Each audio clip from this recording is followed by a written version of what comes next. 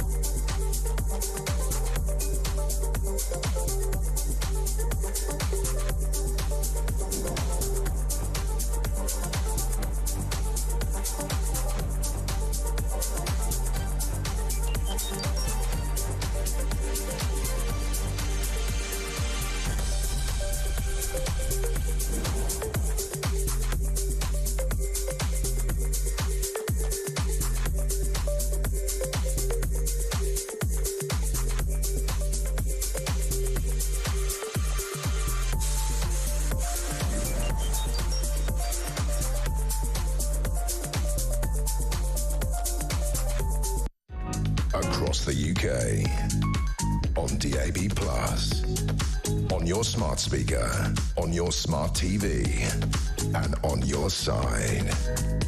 This is Talk.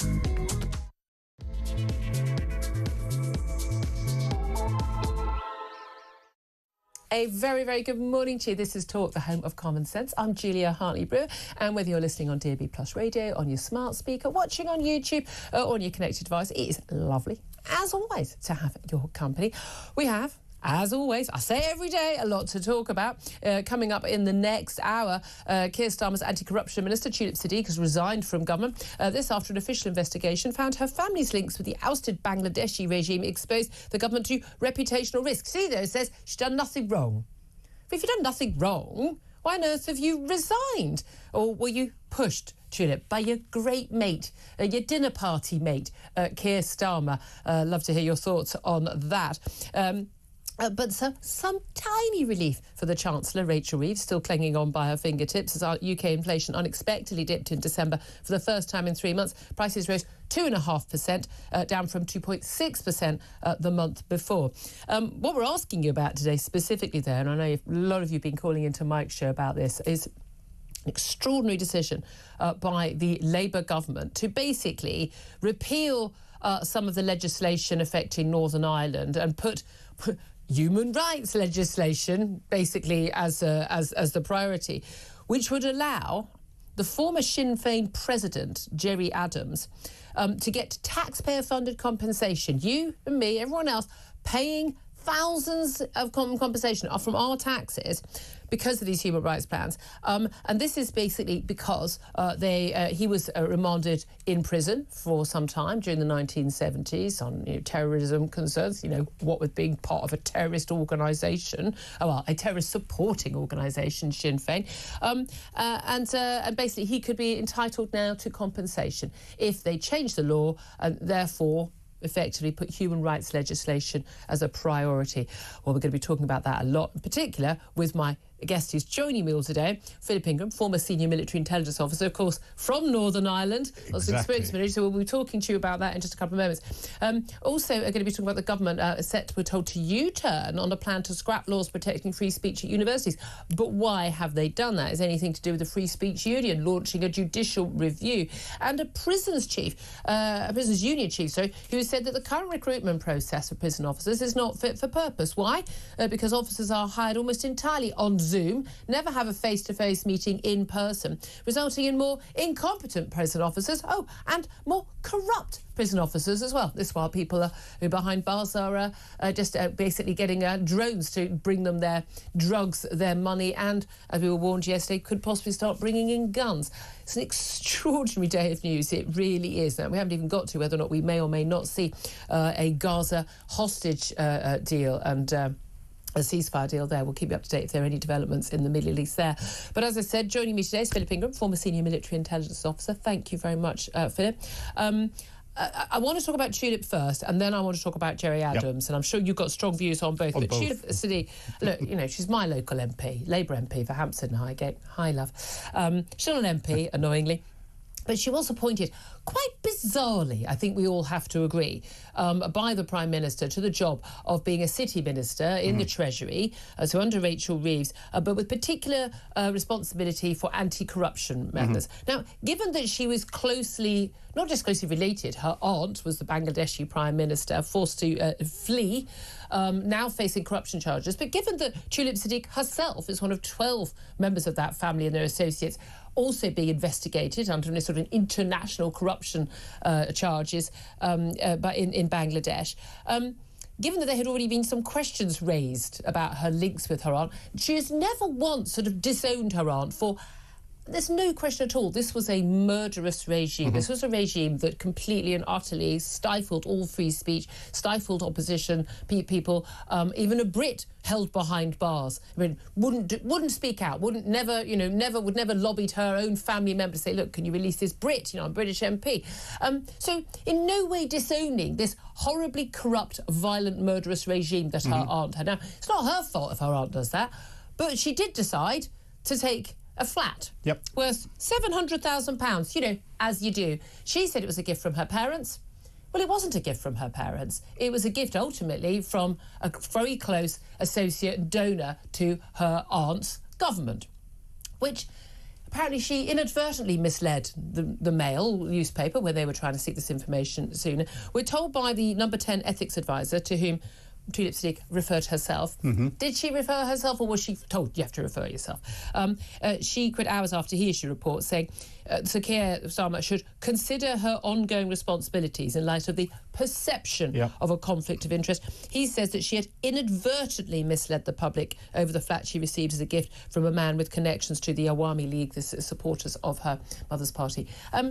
This smells, and this smells really, really bad. And this isn't just about Tulip Siddiq and the investigation into her. This is about Keir Starmer's poor judgment, isn't it? Oh, very much so. And you have to ask why, with someone with such close connections to not just a political party, but the rulers of such a corrupt regime in Bangladesh, could become a minister in the British government. Is she a British citizen? Is she a dual citizen? What's her relationship? There's so much more that needs to be... I don't believe in guilt by association. No, there's not guilt by association, but whenever you've got such a corrupt regime and you've got someone who's in such a strong position as a minister in the Treasury that can influence business, I'm sorry, it smells even more. But even if she'd been appointed to a job in government, you wouldn't appoint her to this job. Exactly. And with the accusations that are going around, and then you wouldn't defend her. And the whole Which she has done for 26 days. Exactly. The whole way through the last government, Keir Starmer was the first to stand up and say either Boris Johnson or Rishi Sunak failed to take quick action whenever Rishi Sunak would come in and say, I'm following due process and everything else. He was all about upholding standards, and then we had free gear Keir. We've had lots of these things. I mean, look, and he's not doing the same. He's not living up to what he said. We're 6 months in. The poll ratings are dire, as we've seen. There's, Reform at 1 point behind Labour. The Tories now, a couple of points behind. He's lost Sue Gray, his big hire, a woman who understood how to run government, the big man. Lost his chief of staff in very acrimonious circumstances. He had to basically sack, for all intents and purposes, his transport secretary, Louise Haigh, over stuff that basically it appears she lied to him about her past conviction for fraud. And now there's some big question marks about what she really did do. And now he's had to basically, no one thinks that Tulip Siddiq went freely and happily. Tulip Siddiq's forced to fall on her sword. But basically, being told, oh, no, but you can come back at some point. I mean, there are just some very big questions here about his judgment of who he's hired. And the fact that there's a key point here is that Tulip Siddiq, they're both North London MPs, they're constituencies sort of neighbouring. They go to dinner together. They're in the same, Labour circles, so he doesn't want to sack his mate. But that's not a good reason for either hiring someone or not firing someone. Well, 100%. And, if he was that close mates, he'd have known some of the history, or he'd have questioned. He said, oh, that's a very nice flat that you've got. Well, she had a number of properties. Well, exactly. Big question marks about that. Well, also, I don't know, have you, I don't know if your parents gave you a 700 grand flat. I wish, but no. She signed the land registry documents. I mean, she's supposed to be someone who could manage to be a city minister and deal with corruption. Apparently, she can't read land registry documents because surely it would have said who the previous owners of the property were before her parents. Yeah, and what are people doing? Giving a flat to her family to then give it to her. Sorry, what world is this? Because it's not the world most of us live in. It's definitely not the world where people are worried about putting the heating on right now. Oh, she's a socialist. No, it's a socialist world. Sorry, you're quite right. Keir Starmer and her, she's a minister in a socialist government. Left wing, it's all about the workers. You're quite right. I mean, I don't know what I was thinking. You're quite right. I should have read the memo. I should have read the memo. The unions are giving out free flats to everyone. That's the next Mostly step. they're union leaders, aren't they? I'd love to hear your thoughts on Tulip Siddiq. Most people have never heard of her, let's be honest with you. She was only on telly when she was talking about Nazanin Zaghari-Ratcliffe because she was one of her constituents. But yeah, I think this smells, and I think this smells really bad, and I don't think this is the end of the story. I really don't. There's a lot more to come out of this, I think. Tell you what, it's definitely not the end of the story. This is the start of the story, and this is the story about Gerry Adams, the former president of Sinn Féin, of course. Sinn Féin, political party, sharing power now. Well, for Sinn Féin, for many, many years, were just the political wing of a terrorist, murderous organisation, the IRA. You know that, I know that. We all know that. The poor late Queen knew that when she shook hands with Martin McGuinness, another, obviously, senior figure in Sinn Féin. The former Sinn Féin president is set to benefit from a decision by the government to repeal legislation during the Troubles. This is the 2023 Northern Ireland Troubles Act. It's all quite complicated, but basically... Gerry Adams, along with 300 or 400 other Sinn Féin folk and IRA folk, he's always denied by being a member of the IRA. Yep. We believe you, Gerry. He was detained in the Maze prison along with hundreds of others suspected of involvement in terrorism and violence in the early 1970s. Now, basically, his conviction in 1975 for attempting to escape was quashed by the Supreme Court back in 2020 on the grounds that he was not lawfully detained because his custody order had been signed by a minister and not the Secretary of State. Now, this is just some silly little technicality. Yep. The previous Tory government basically, overruled that and said no, and it was cross-party agreement, really, that this was crazy. Yep. Now, Labour is saying, well, no, I mean, he was unlawfully held. We're going to repeal sections of this Northern Ireland Act so that we can show our full commitment to human rights legislation. So under the Human Rights Act, that will be sacrosanct. So he was unlawfully imprisoned, therefore he should get compensation. Who pays the compensation? We you do. And me. You're from Northern Ireland, Philip Ingram. What is your reaction to this? I cannot say it on air. Fair enough. Thank you. Keep us on air. Because Ted would be cutting us off completely. Some facts behind this. Sinn Féin Provisional Sinn Féin, the political wing of the IRA. They broke away from the political Sinn Féin in the Republic in 1970. The original Sinn Féin that caused the 1916 Easter Uprising and all the rest of it then transitioned into the two political parties that there are in the Republic of Ireland today, Fianna Fáil and Fine Gael. So there's no link between Provisional Sinn Féin, the political wing of a terror organisation, and the other Sinn Féins that go on elsewhere. Internment was brought in between 1971 and 75 as IRA terrorism was growing. And these are people enormously. who hadn't been convicted. These are people who hadn't been convicted. There's a concern here. There was a large number of innocent people put behind bars, and they were arrested by the army and by the police in dawn raids, and it was an appalling miscarriage of justice. However, there was a significant... Not in every case. There was a significant minority of the individuals that are in there that were part of the terror organisations and related to it and carrying out troubles.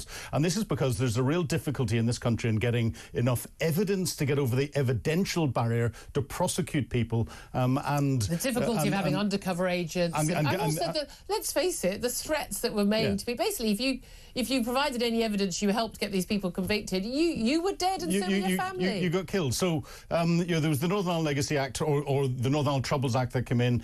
Two of the sections in it, sections 46 and 47, covered the fact that some individuals had been inappropriately or illegally interned under legal state, but turned around and said there was good reason for it, and therefore we're not going to give them compensation and everything else. Keir Starmer has got no reason to do this, but he's going to repeal sections 46 and 47 of the Northern Ireland Troubles Act, which will then allow him allow the individuals to claim compensation off the British taxpayer. There are many on the left of the Labour Party who are incredibly sympathetic, not just to Sinn Féin, but to the IRA. Yeah. We've seen that. And Gerry Adams has consistently said that he's not been a member of the IRA. However, he was the president of Provisional Sinn Féin for 34 years. He was MP for West Belfast between 1983 and 1992, and then again between 97 and 2011. The IRA and Sinn Féin were so closely linked. Now, Gerry Adams has been called to task on this and is actually being sued by victims of IRA bombings in the mainland UK, and is in court between February and June next year. And we've got John Clark, who suffered in the Old Bailey bombing in 1973, Jonathan Ganesh and Barry Lynch, who suffered in the Arndale bombing and the Docklands bombing in 1996. They're suing him for £1 because they want him to admit that he was admitting they don't want they want money. They just want the truth. They want the truth to come out. I think for a lot of people who are much younger, just don't recall how routine it was. I mean, certainly bombings in Northern Ireland, but bombings, on the British mainland. Well, it was quite routine. It was an ongoing thing. I mean, I can remember. I went for started as a political journalist in the House of Commons in 1998, just before late 97, early 98, just before the Good Friday Agreement. And I've got Irish background, Irish grandparents on one side. Took 6 months to get a security pass. To put this into context, we deployed significantly more troops into Northern Ireland to try and keep a lid on the troubles that were being stirred up by the IRA. There were other Republican terror organisations and there were loyalist terrorist organisations. They're all fighting with each other, but fighting against the British forces. We put more troops into Northern Ireland than we did ever into Afghanistan. Yeah, I mean, it is extreme. I would love to hear your reaction to this, because your taxpayers' money could be spent compensating Gerry Adams for time he spent behind bars when he was with Sinn Féin. He's always denied being a member of the IRA. And of course we all believe him, don't we? But he was behind bars for a number of years in the 1970s because he was deemed a risk to people, which I think most of us believe he was. The idea on some technicality of who signed the order that's completely, just completely been overruled by the Supreme Court, and it's a mad, classic sort of lefty liberal judge decision in 2020. He could now be able to get compensation paid for by you and me for being interned after after the horrific troubles that we've seen and so many people dying in them in Northern Ireland and, of course, in the British mainland. What is your reaction? Happy for your money to be spent that way? Happy for Jerry Adams to be able to take that action? Give us a call, 0344 499 1000. That is the number to call. Give us a text as well. You can text the word TALK, then your message to 87222. Get in touch on X at Talk TV as well. Calls are charged at the national rate. Text costs £1, standard network rate message. I also would love to hear from you about Tulip Siddiq resigning. Do you think it's the end of this issue? What on earth was Keir Starmer thinking, appointing her as the anti-corruption minister when she was so closely associated and absolutely did not in any way distance herself from her clearly corrupt aunt running a horrible, nasty, murderous regime in Bangladesh? I don't believe in guilt by association, but I certainly do believe in guilt by failure to disassociate yourself from someone like that. Love to hear your thoughts on that. Let's also talk about Chagos. International affairs. I mean, again, you've got the Chagos deal, the absurd situation where we are handing the Chagos Islands, including the military base of Diego Garcia, but that would be, on a lease for 100 years for the Americans and Brits to continue a naval base there. But Chagos Islands to be not handed back, handed to Mauritius, who have never ruled them, have no connection to them, are thousands of miles away from them in the Pacific Ocean. That they are going to be handed to Mauritius, and we're going to pay them $9 billion for the privilege. Big concerns. The new Mauritian government not happy about it. Incoming new Trump regime on Monday ain't happy about it, quite rightly. Desperate moves to sign that deal off this week by the Brits before Trump can basically overrule it and not agree to this lease deal. Do you have any idea what the motivation is by this government?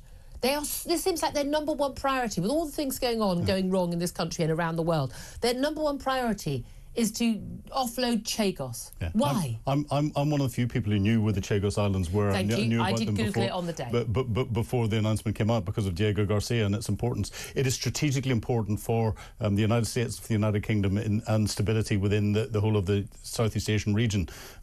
There is no political reason, logical reason, for them to be handed over to anyone, never mind Mauritius, in what's going on. And for who this are very much in cahoots with China. For this to be pushed through so quickly as a priority over looking after our NHS, looking after our teachers, looking after our relationship with the EU, looking after what's going on in Ireland, Northern Ireland. There is no logic to this whatsoever in any way, shape or form. So there's something else going on? There has to be, because the amount of political capital that the government has expended, knowing that they're upsetting the incoming Trump regime, is frightening. But again, it says all of these links between the Chambers mission, which employed Keir Starmer, and all his human rights lawyers, and these lawyers that were, and all his mates, and these lawyers are acting for the Mauritians government over the years. There's something very strange going on. There is. The only link I can find is that the senior legal advisor to the Mauritian government set up the set of chambers that gave Keir Starmer his break, and they are good mates.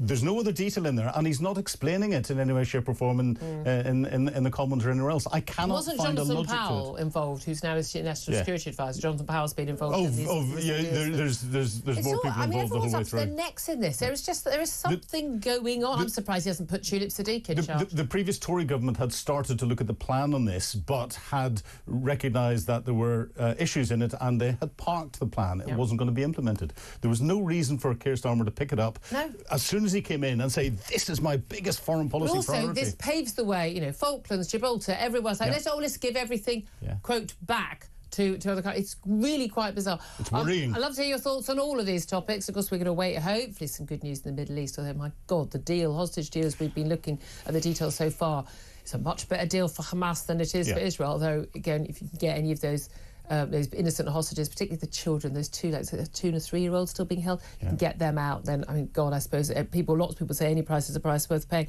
Keep you up to date on all of that. I'd love to get your calls on air. Give us a call on anything that we're talking about, particularly your taxpayers' money being forced to be spent on giving compensation, which is what is likely to happen to Jerry Adams from Sinn Féin for his prison detention in the 1970s because of a technicality and, human rights laws. The judges going mad, Labour in cahoots with all of them. Give us a call, 0344 499 1000. And do you think that Tulip Siddiq falling on a sword and resigning from the government as an anti-corruption minister over claims that she could be seen as, apparently being a bit of an issue on that side of things, do you think this is the end of the matter? Give us a call on that as well, 0344 499 1000. This is Talk. We are the home of common sense.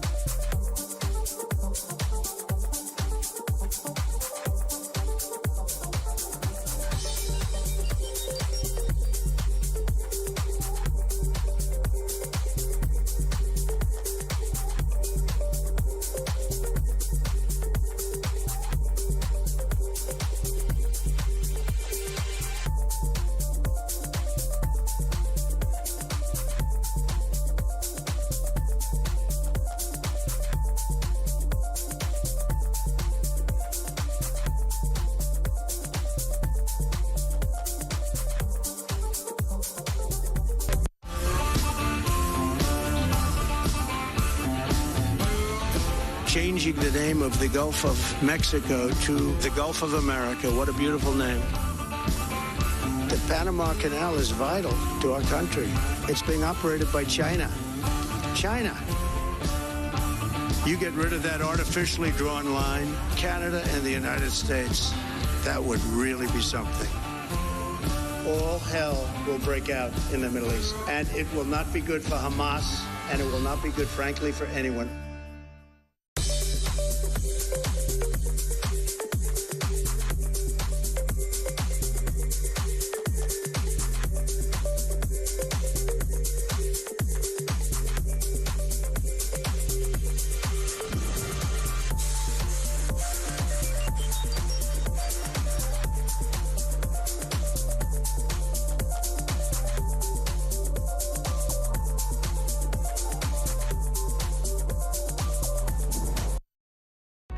Across the UK, on DAB+, on your smart speaker, on your smart TV, and on your side.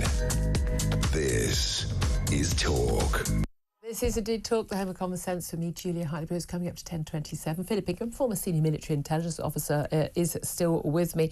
Talked about a lot of, big topics. I mean, things going wrong at the moment. But I do think when things are going very, very wrong, particularly with the field of human rights legislation in this country, which has just gone way too far. Yeah. You can't deport criminals. There was some criminal, foreign criminal couldn't be deported because he's bisexual. This week, well, says he's bisexual. Says he's bisexual. Yeah. Well, maybe you're worried about having to be forced out of the country. You shouldn't have committed a crime that meant you might be deported. But yeah, our mad judges. We have an issue not with just our mad government. We have an issue with mad judges and mad lawyers who are massively overinterpreting human rights legislation and leading the government. This article I think giving you right to a family. Oh, what? Even if you're a terrorist, we can't deport you because you've got a right to take your kid to school on a Monday morning. Yeah. Well, should have thought of that first.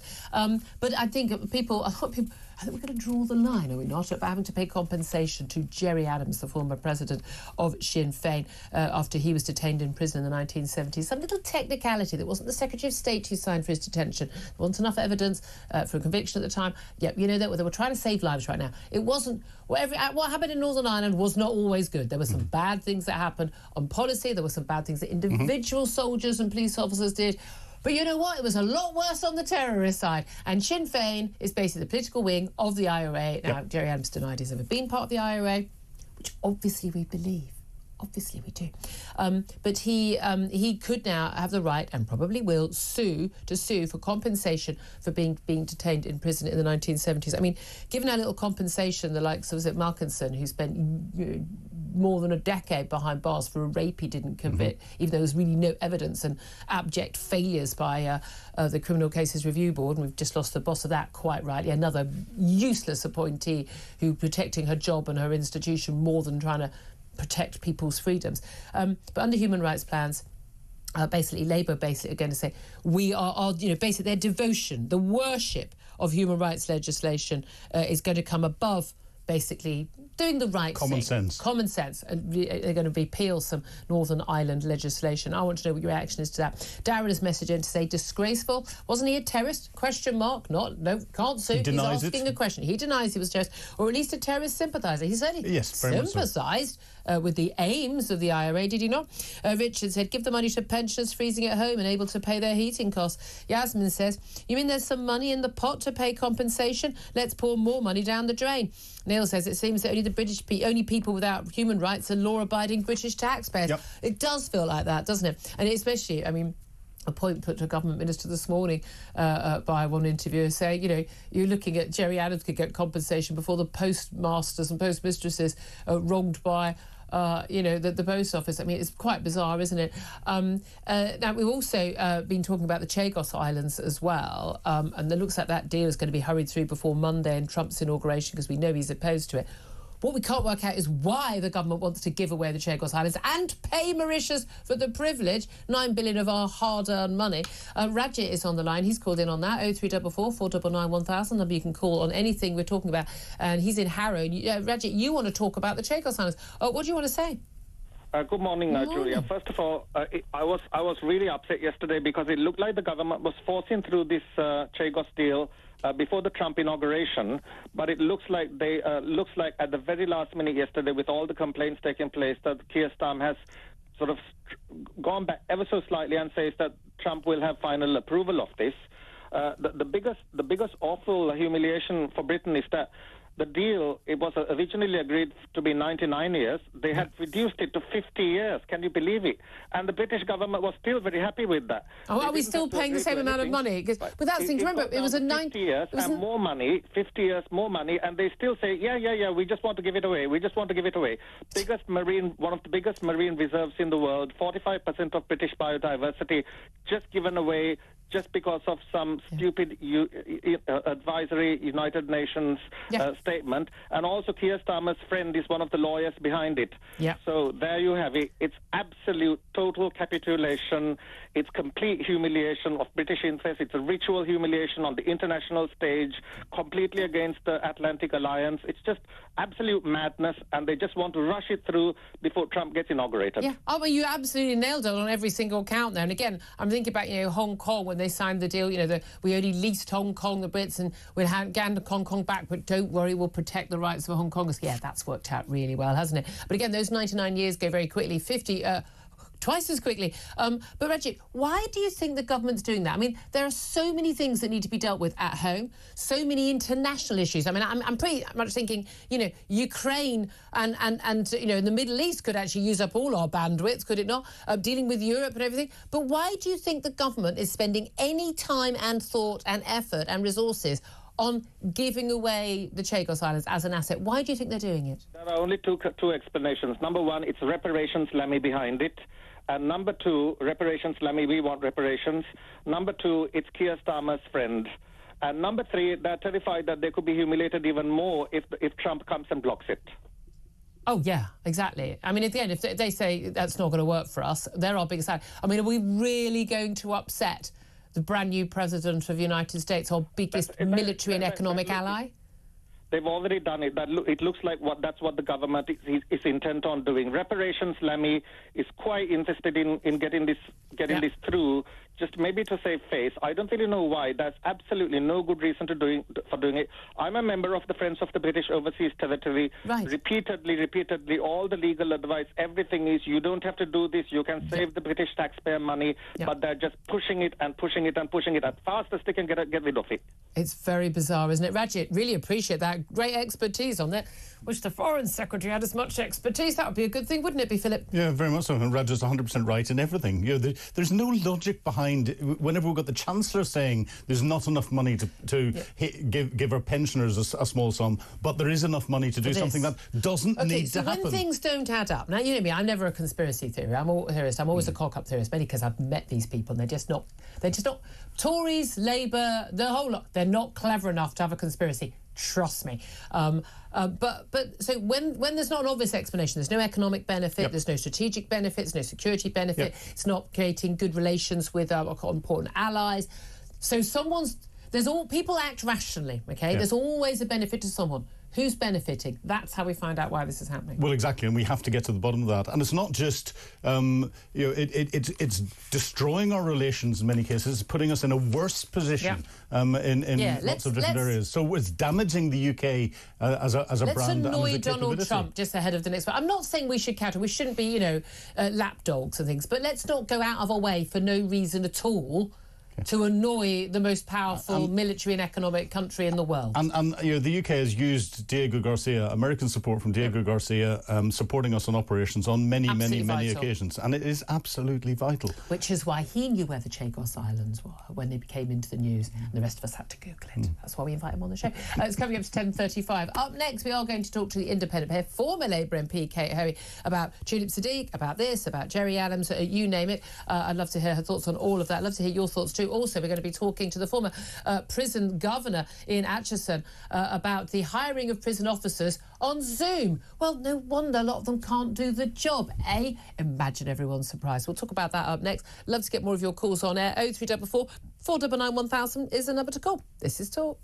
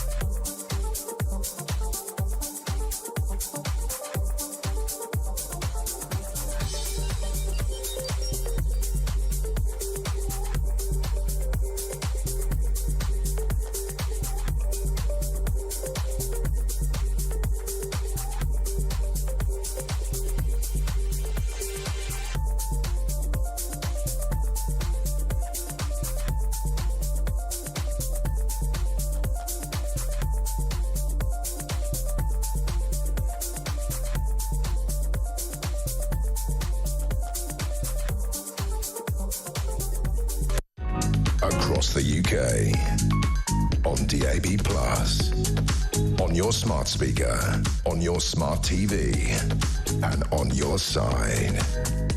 This is Talk. Very good morning to you. Thank you very much indeed for joining us. 10:37 is the time. I'm Julia Hartley-Brewer. Philip Ingram is still with us. We're going to be speaking to Baroness Kate Hoey very, very soon. Just trying to get her line up, but I'm delighted to say we will be able to speak to former prison governor Ian Atchison in just a couple of moments about where we are with our prisons. Now, Philip, we heard a story yesterday about the most, just quite extraordinary situation where we know that behind bars, the prisoners are getting hold of drugs, cigarettes, any other contraband, money, weapons. I mean, goodness knows what. And we had a warning from the prisons, inspectors and saying, look, this is getting worse. The use of drones, they're now so high tech, they can now carry such heavy loads. Yep. And prisoners basically cutting through very expensive windows to allow the drones to deliver not just into the yard, into their actual cells. Virtually impossible to do with. That they could actually now get guns in. At that point, game over, someone being able to get themselves out of prison.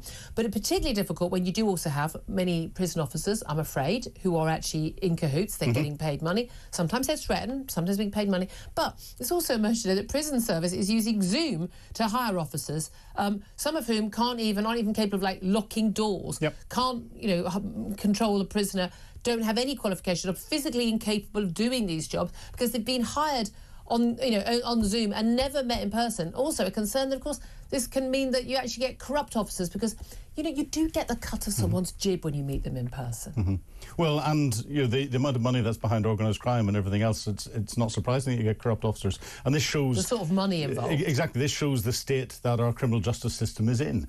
And a lot of that ties in with the leadership at political level, and it's not just this government, it's the previous government, and leadership at the higher levels of the prison service. And, Ian Atchison, whenever we talk to him, has written a book about this. And it's an absolutely fantastic. Well, we've invited him on, indeed. Let's be joined now by Ian Atchison, former prison governor and author of Screwed, Britain's Prison Crisis and How to Escape It. A very, very good morning to you, Ian. Hi, Julia, and it's nice to see Philip as well. Oh, God, I just need to tell everyone, if you're new to it, Philip is mates with everyone. He knows everyone. It's like, another one of my mates. It's a very small... We're part of the Northern Irish Mafia trying to... I knew it. It's all a conspiracy. The west of the band mafia, to be even more precise. I've completely lost control. I'm just going to leave now. Right, Ian, let's talk... I'm guessing you weren't remotely surprised when you saw these reports yesterday about not only, drugs getting in, but now weapons could maybe getting in. The concern here is not just, drug dealers making a load of extra cash on the inside, but, you're talking about organised, very, very violent organised criminals. You're talking about terrorists possibly being able to get hold of weapons to basically walk their way out of prison. Well, this is a farcical situation, but it's not one that surprises me. And, we are at risk of, threatening national security inside, some of the institutions that are holding the greatest terrorist risk in the country. And these are two prisons that have in the past and continue to hold terrorist prisoners. And, of course, the preeminent or the scale threat is how drones with easy access to these places are completely destroying any possibility of rehabilitation.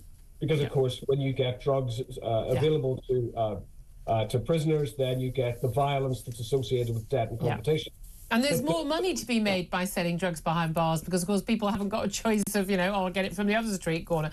But this is the thing. This has been known for a long time, and we know about, for years, some prison officers would smuggle contraband in. I can't imagine how hard it is for those who are honest prison officers, to try and deal with that and the threat there. But now we learn that, one of the reasons why things are getting worse, we know a lot of prison officers have left due to, the pay, the conditions, the violence. Most of us, you might have a difficult day at work, but you're not actually having to deal with, violence, being, actually attacked, dealing with often seriously mentally ill prisoners as well. A lot of experienced officers leaving the job. Desperate recruitment crisis, so they just hire over the internet, over a Zoom, take pretty much anyone who applies. What a surprise, we're getting people who either physically or mentally aren't up to the job, or people who are there to be corrupt rather than to do the right thing. Yeah, it's disgraceful. There is a recruitment and a retention crisis within the prison service. We can't get decent men and women in fast enough to do what is actually a profoundly difficult and extremely important job.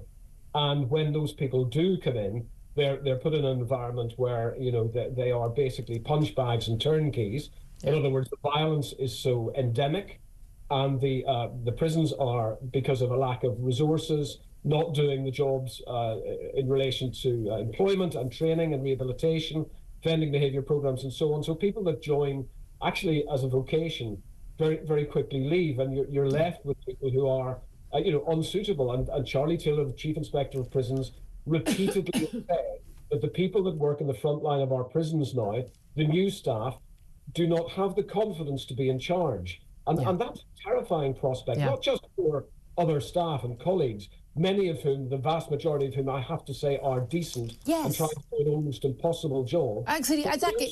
And it's really important that we don't do down and talk down the men and women who are doing any. Very, very important. A good prison officer can be the difference between someone, being able to sort of, get through prison and come out the other side and actually turn away from crime as well. But I mean, one of the things we reported by Mark Fairhurst, the National Chairman of the Prison Officers Association, in this question and answer session, he at the House of Lords Justice and Home Affairs Committee talked actually about a man who was hired who on Zoom, who turns out had cerebral palsy, totally unsuitable for the job, wasn't physically able even to open and shut the prison cell doors, but he'd been hired.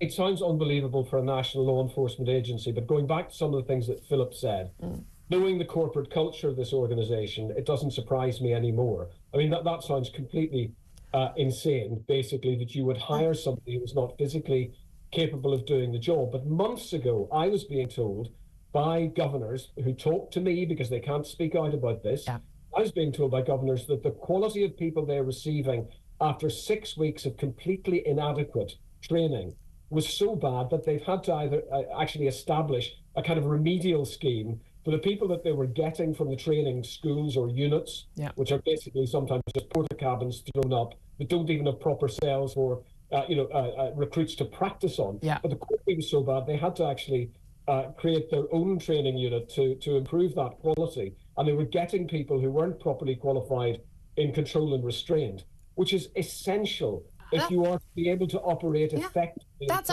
a danger.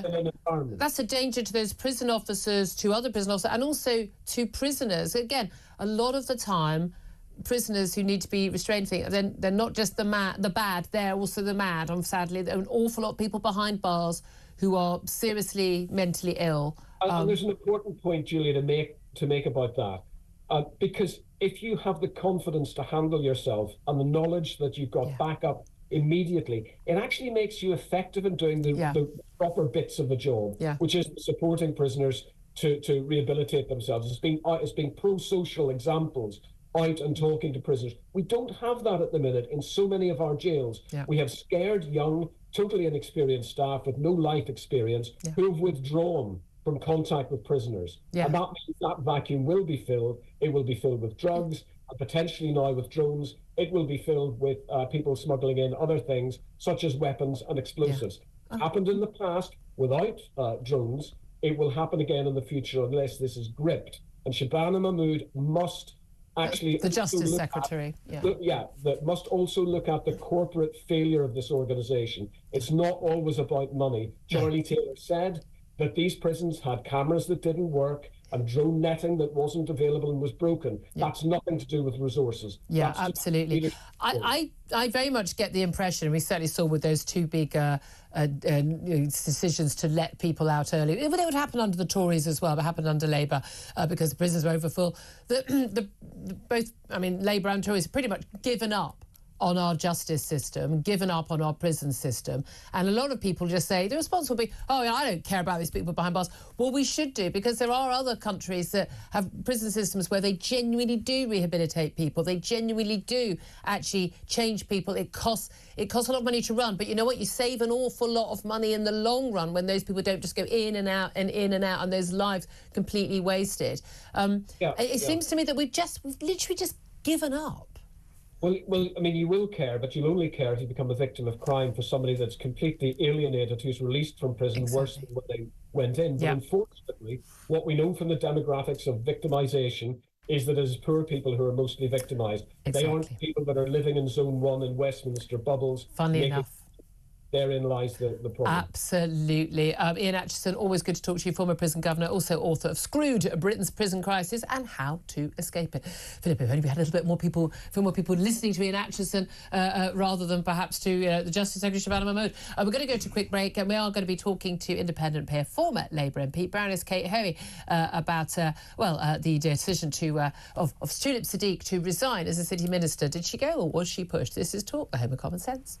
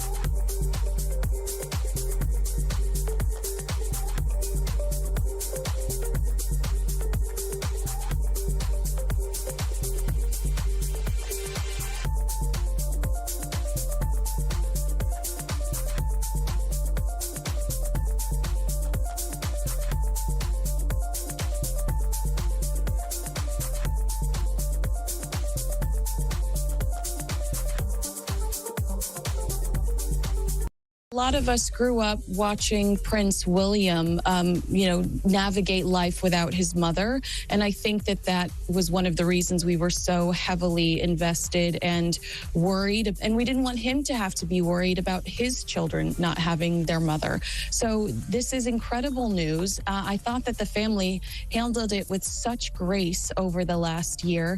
It's not just the fact that she's young, it's the fact that she's got 3 adorable children that you can tell are absolutely in love with her.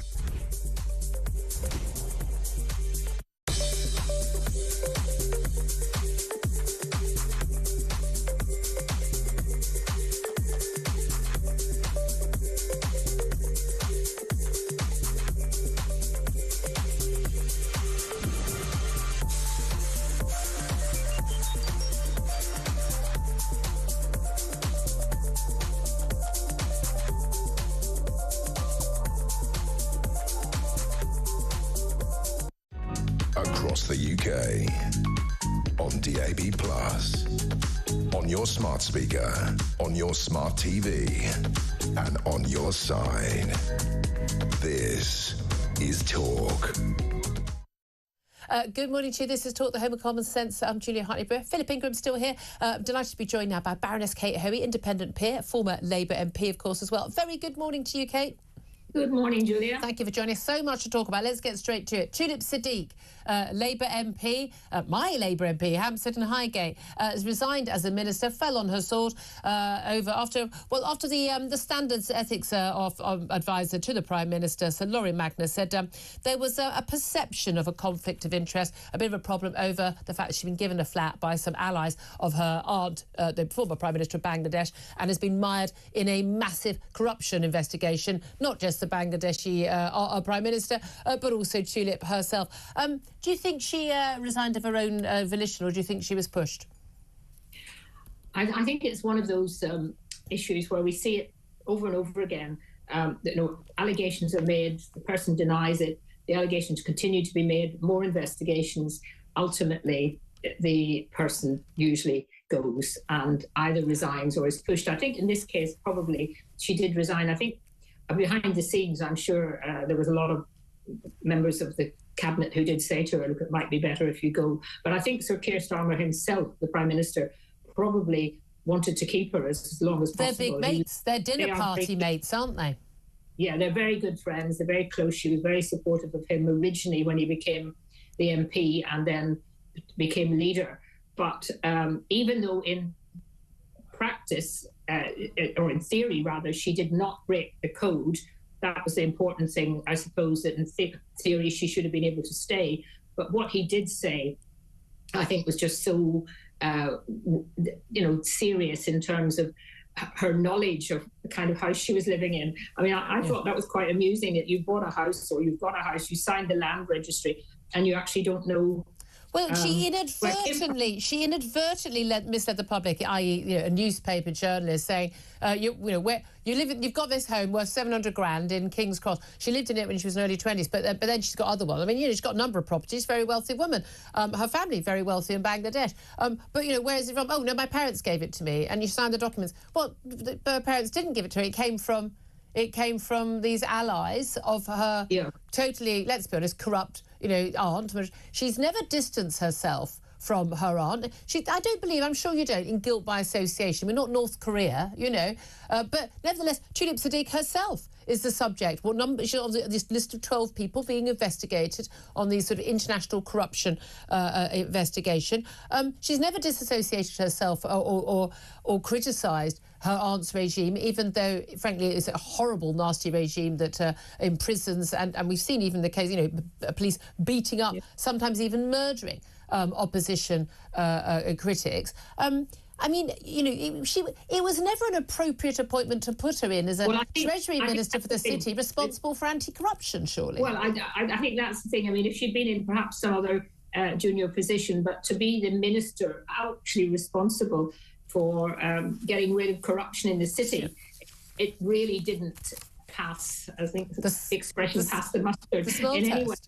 But how bad is it for Keir Starmer? Because he lost Sue Gray, his chief of staff. He's lost. I think it's been a bit of a diversion for him over the Chancellor's position because of the criticism that she's been getting. Now somehow just over the last couple of days, because this has happened, it's moved it away. But I think it will be. It's just another example of perhaps why some people feel that our Prime Minister isn't really someone who's been steeped in politics and understands the way politics works in this place here in Parliament.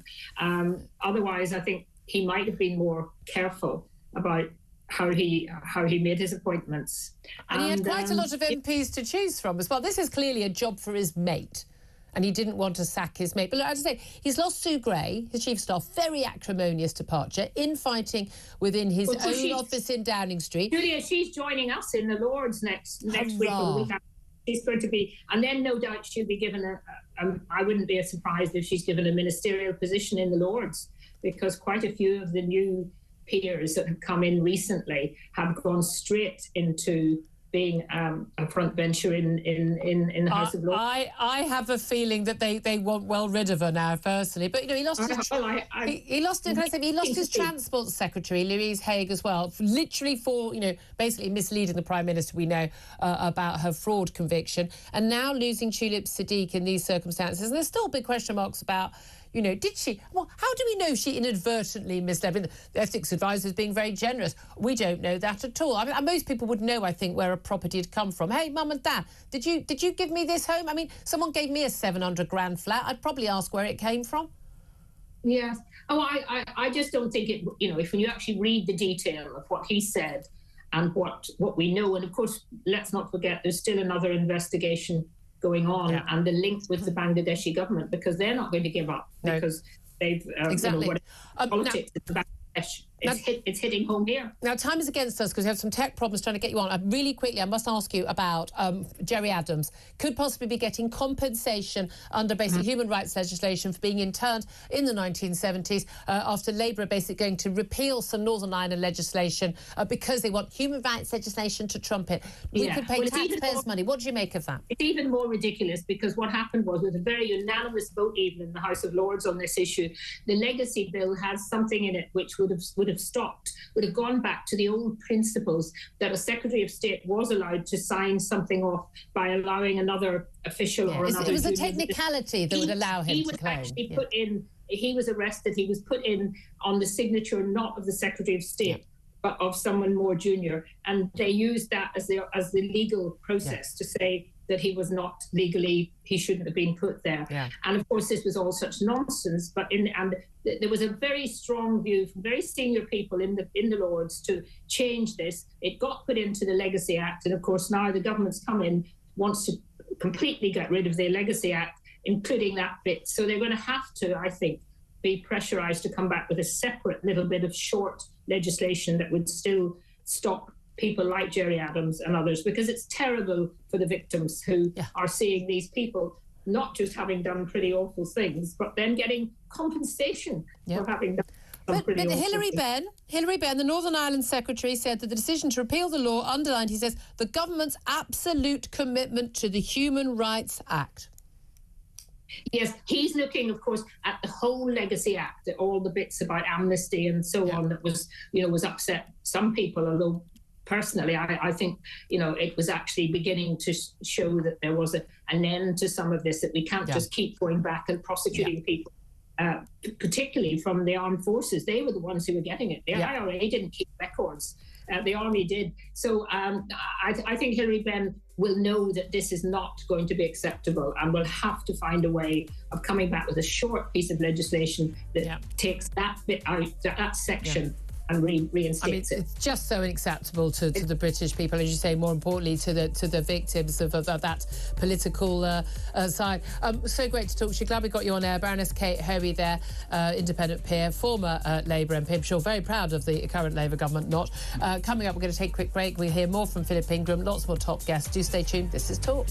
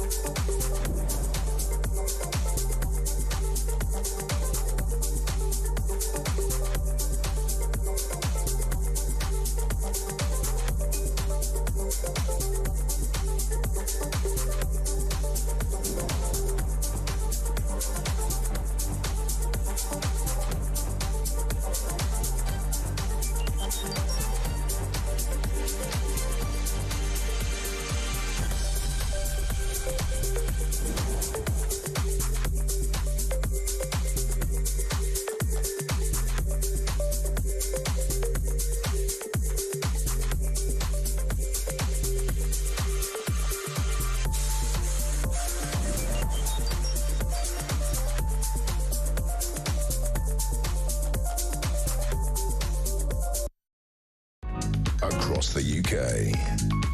On DAB+, on your smart speaker, on your smart TV, and on your side.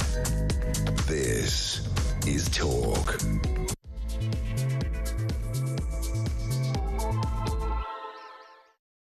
Very good morning to you. Welcome back to the show. Thank you very much indeed for joining me. I'm Julia Hartley-Brewer. This is Talk, the home of common sense.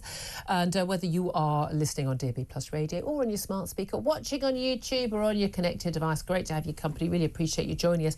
And with you live all the way until 1. Coming up in this hour, more on Keir Starmer's anti-corruption minister, Tulip Siddiq, resigning from government yesterday after an official investigation by the Prime Minister's ethics advisor found her family's links with the ousted Bangladeshi regime, exposed the government to reputational risk. Of course, she'd done nothing wrong, but she's resigned from her job anyway. I'm always resigning from jobs when I've done nothing wrong. I don't know about you, always doing that.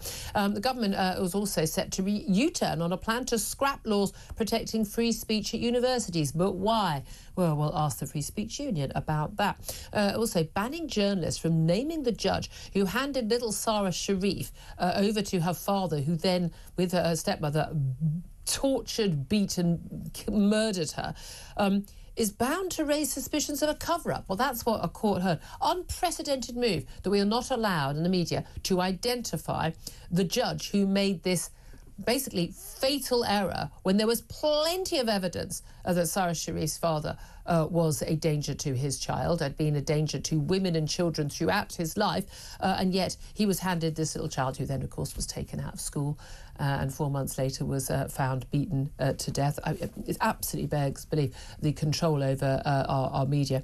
Also, no wonder the media's all going wrong. The BBC sparked criticism for hiring a new boss for the World Service to deal with their ethical standards and compliance. Ha, ha, ha. He previously instructed journalists in Canada not to call Hamas terrorists. Oh, he's going to fit right in, isn't he? The Hamas terrorist supporting BBC. Talk more about that later in the show. Delighted to say Philip Ingram joins us, former senior military intelligence officer. Good morning to you. Good morning again. I'm still here. Couldn't get rid of you. Yeah. No, haven't allowed me escape. Great to have you join us. We're talking about Tulip Siddiq first up. I want to talk first up this hour about Gerry Adams. Just discuss that with, of course, our last guest, Kate Hoey, the former Labour MP and now peer, but also, of course, from Northern Ireland herself. It's basically all your mates that we're talking to today. But the possibility that the Prime Minister, well, when I say Prime Minister, well, the headline says the PM to pay damages to Gerry Adams. No, it's you and me, exactly. taxpayers, it's paying us. money because the government is forced to pay compensation to Gerry Adams, the former president of Sinn Féin. Never, of course, a member of the IRA. Of course you weren't, Gerry. No one thinks you were. No one thinks you were. Just Sinn Féin, the political wing of the IRA. But basically it could be in line for taxpayer-funded compensation because Keir Starmer's government basically is changing their human rights legislation. What they're going to do is they are going to basically get rid of some Northern Ireland legislation which basically prevents people from claiming compensation for being interred during the 1970s, during the Troubles. Now, Gerry Adams was among 300-400 people who were interred. Now, some wrongly, others because there were serious concerns about the risk to life that they posed. But because on a technicality, Gerry Adams' interment order was signed not by the then Northern Ireland Secretary of State, but by an underling. Oh, it was ruled in 2020 by a Supreme Court, the usual liberal lunatics running our court system now, that was therefore illegal. So he could claim compensation. He wasn't allowed to under the Northern Ireland Act. They're going to repeal that legislation because they want, in the words of Hilary Benn, the current Northern Ireland Secretary, the government, they said they want to show to underline the government's absolute commitment to the Human Rights Act. Human Rights Act, Philip, is what stops us deporting foreign criminals.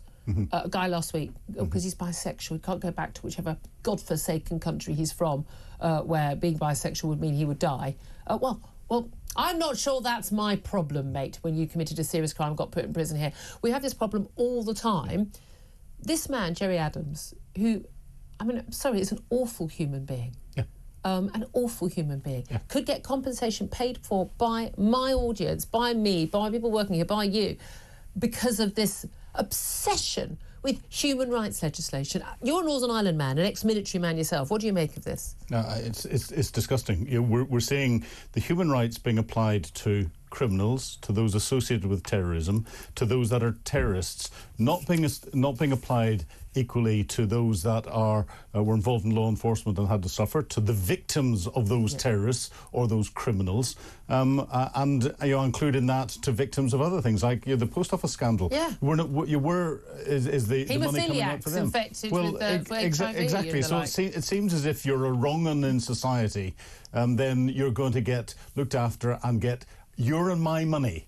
Taxpayers' money for under this weird human rights the compensation. This poor man, Andrew Malkinson, put behind bars for years for a rape he did not commit. Yep.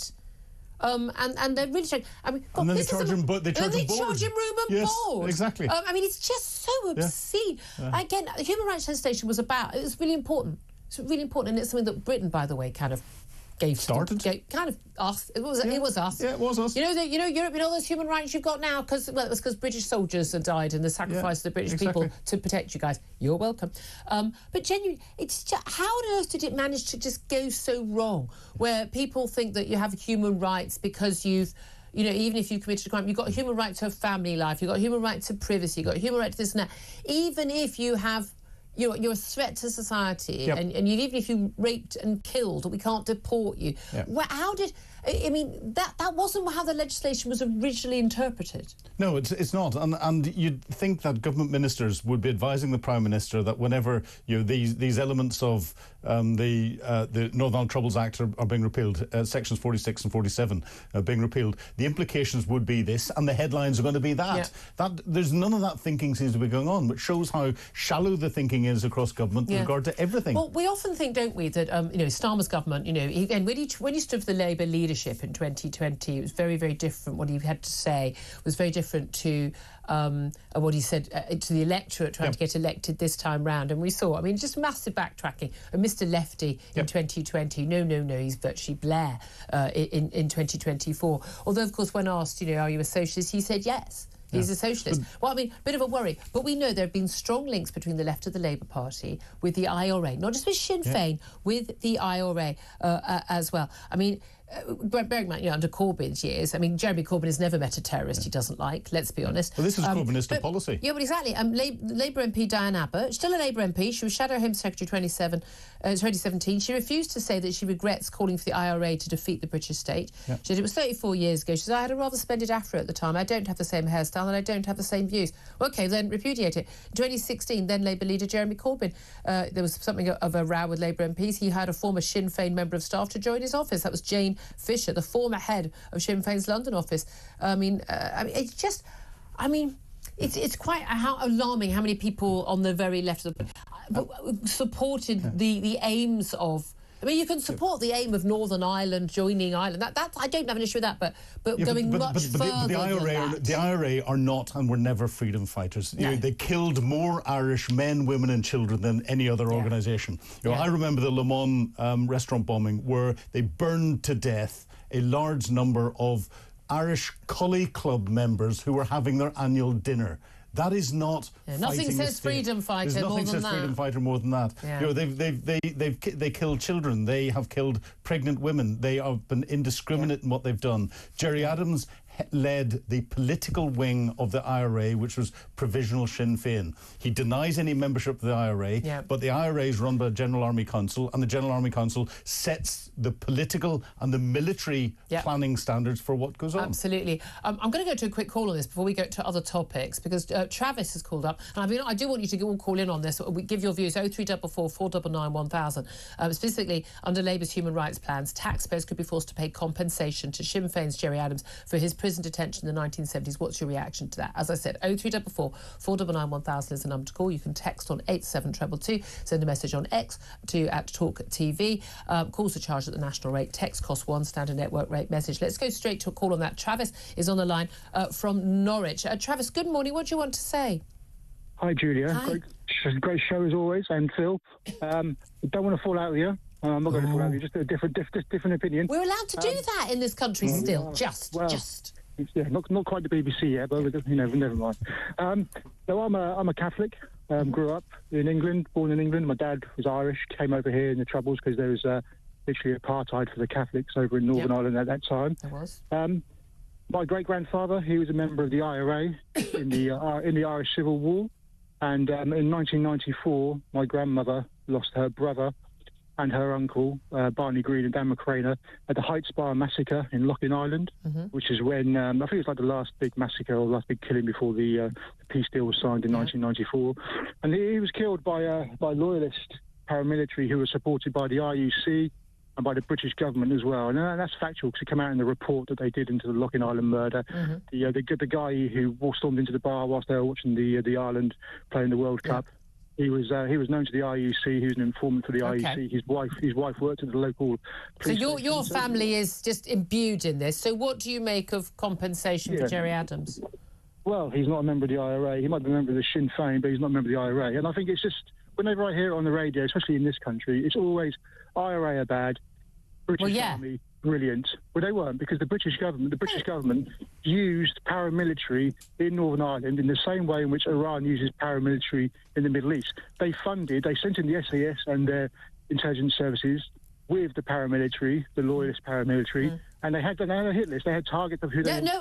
The thing is, I mean, Philip is rather more informed on this than I am. I'm not going to pretend to be an expert in this field. However, I've never said, that everything the British government did or British forces did and police did in Northern Ireland was all absolutely fine and dandy. I've also got, Irish Catholic heritage.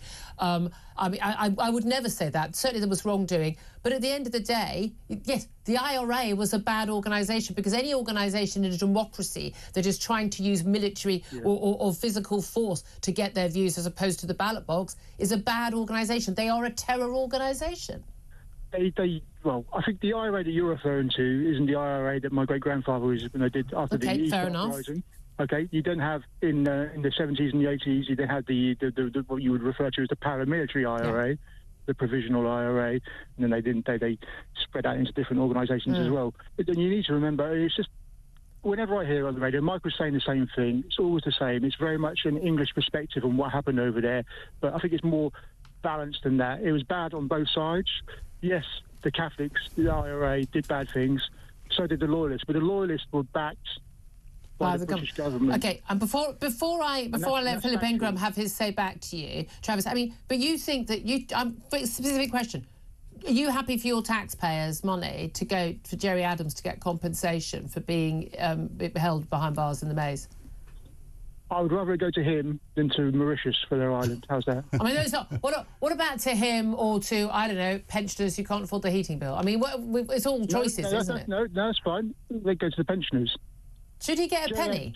Gerry Adams is already a wealthy man. He doesn't need any more money than what he's already got. Martin McGuinness, he was in the IRA. Yeah, facts. Killed people, sent people out to kill people. That's a fact, undeniable. Gerry Adams wasn't. He was basically the Mr. Bean of the Gerry Adams has denied being in the IRA, I must say. Right, Travis, let's give Philip Ingram a word, because a lot of shaking of his head while you were talking. Philip, here you go. Travis, I grew up in Northern Ireland. I spent 20 years in Northern Ireland, and I've served in Northern Ireland in the military.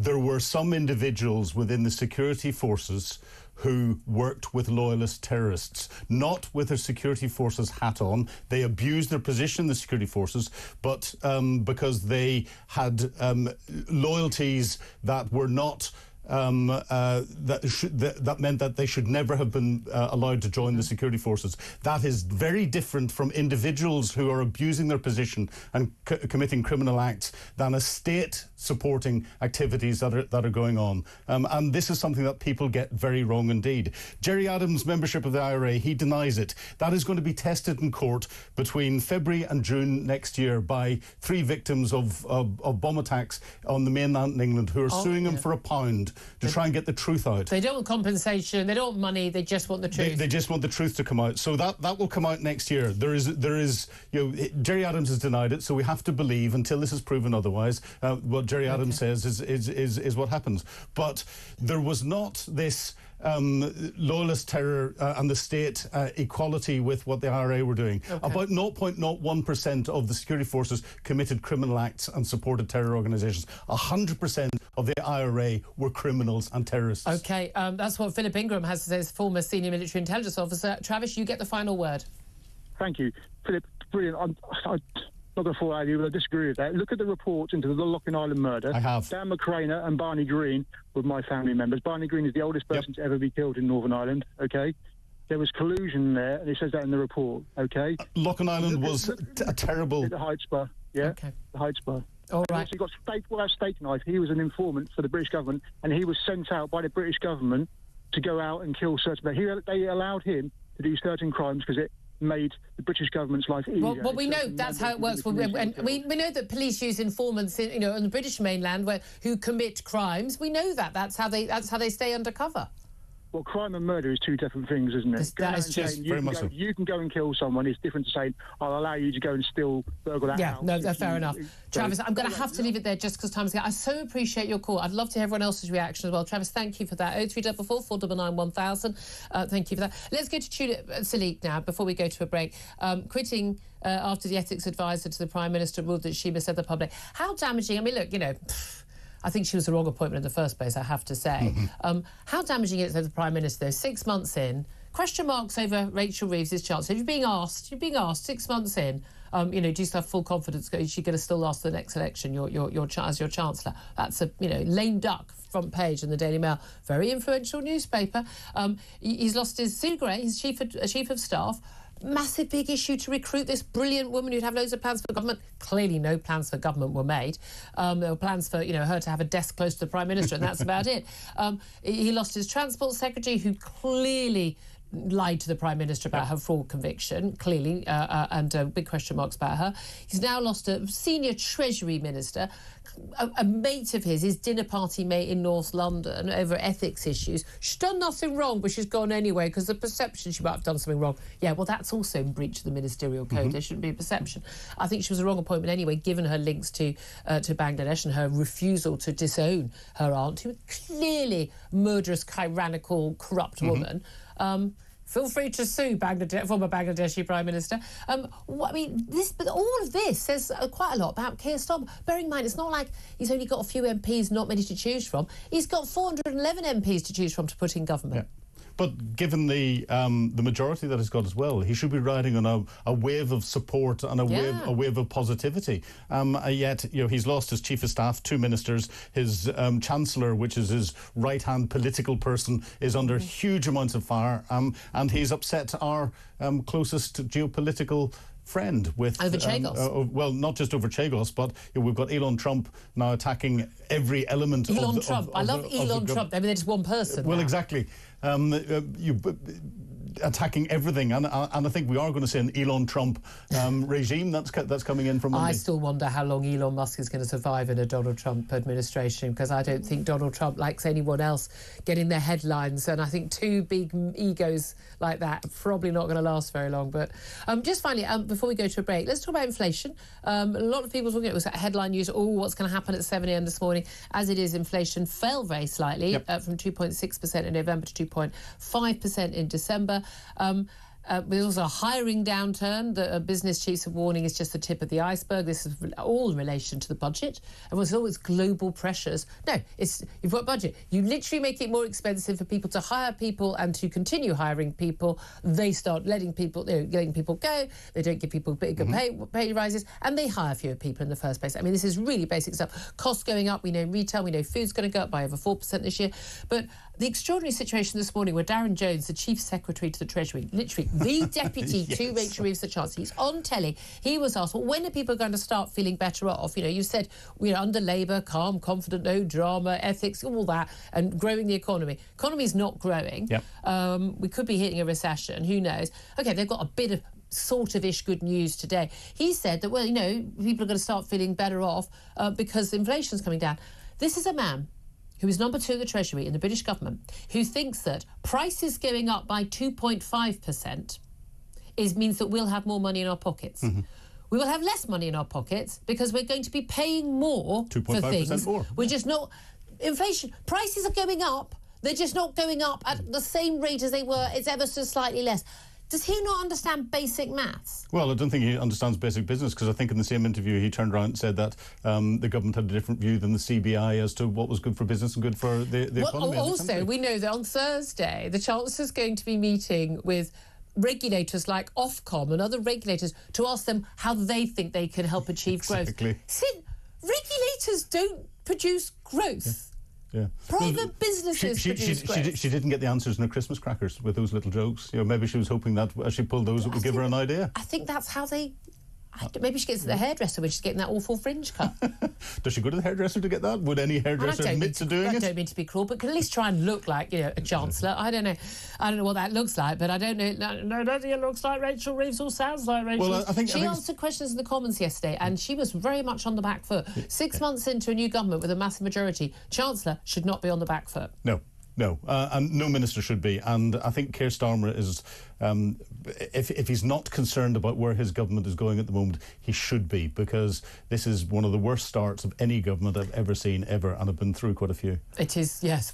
We've watched, seen them in, counted them in, counted them out. It's been absolutely extraordinary. 8:23, where did I get that from? 11:23 is the time. I don't know what's going on this morning. Coming up, lots more calls on lots of the different topics we're talking about, including the Chagos Islands.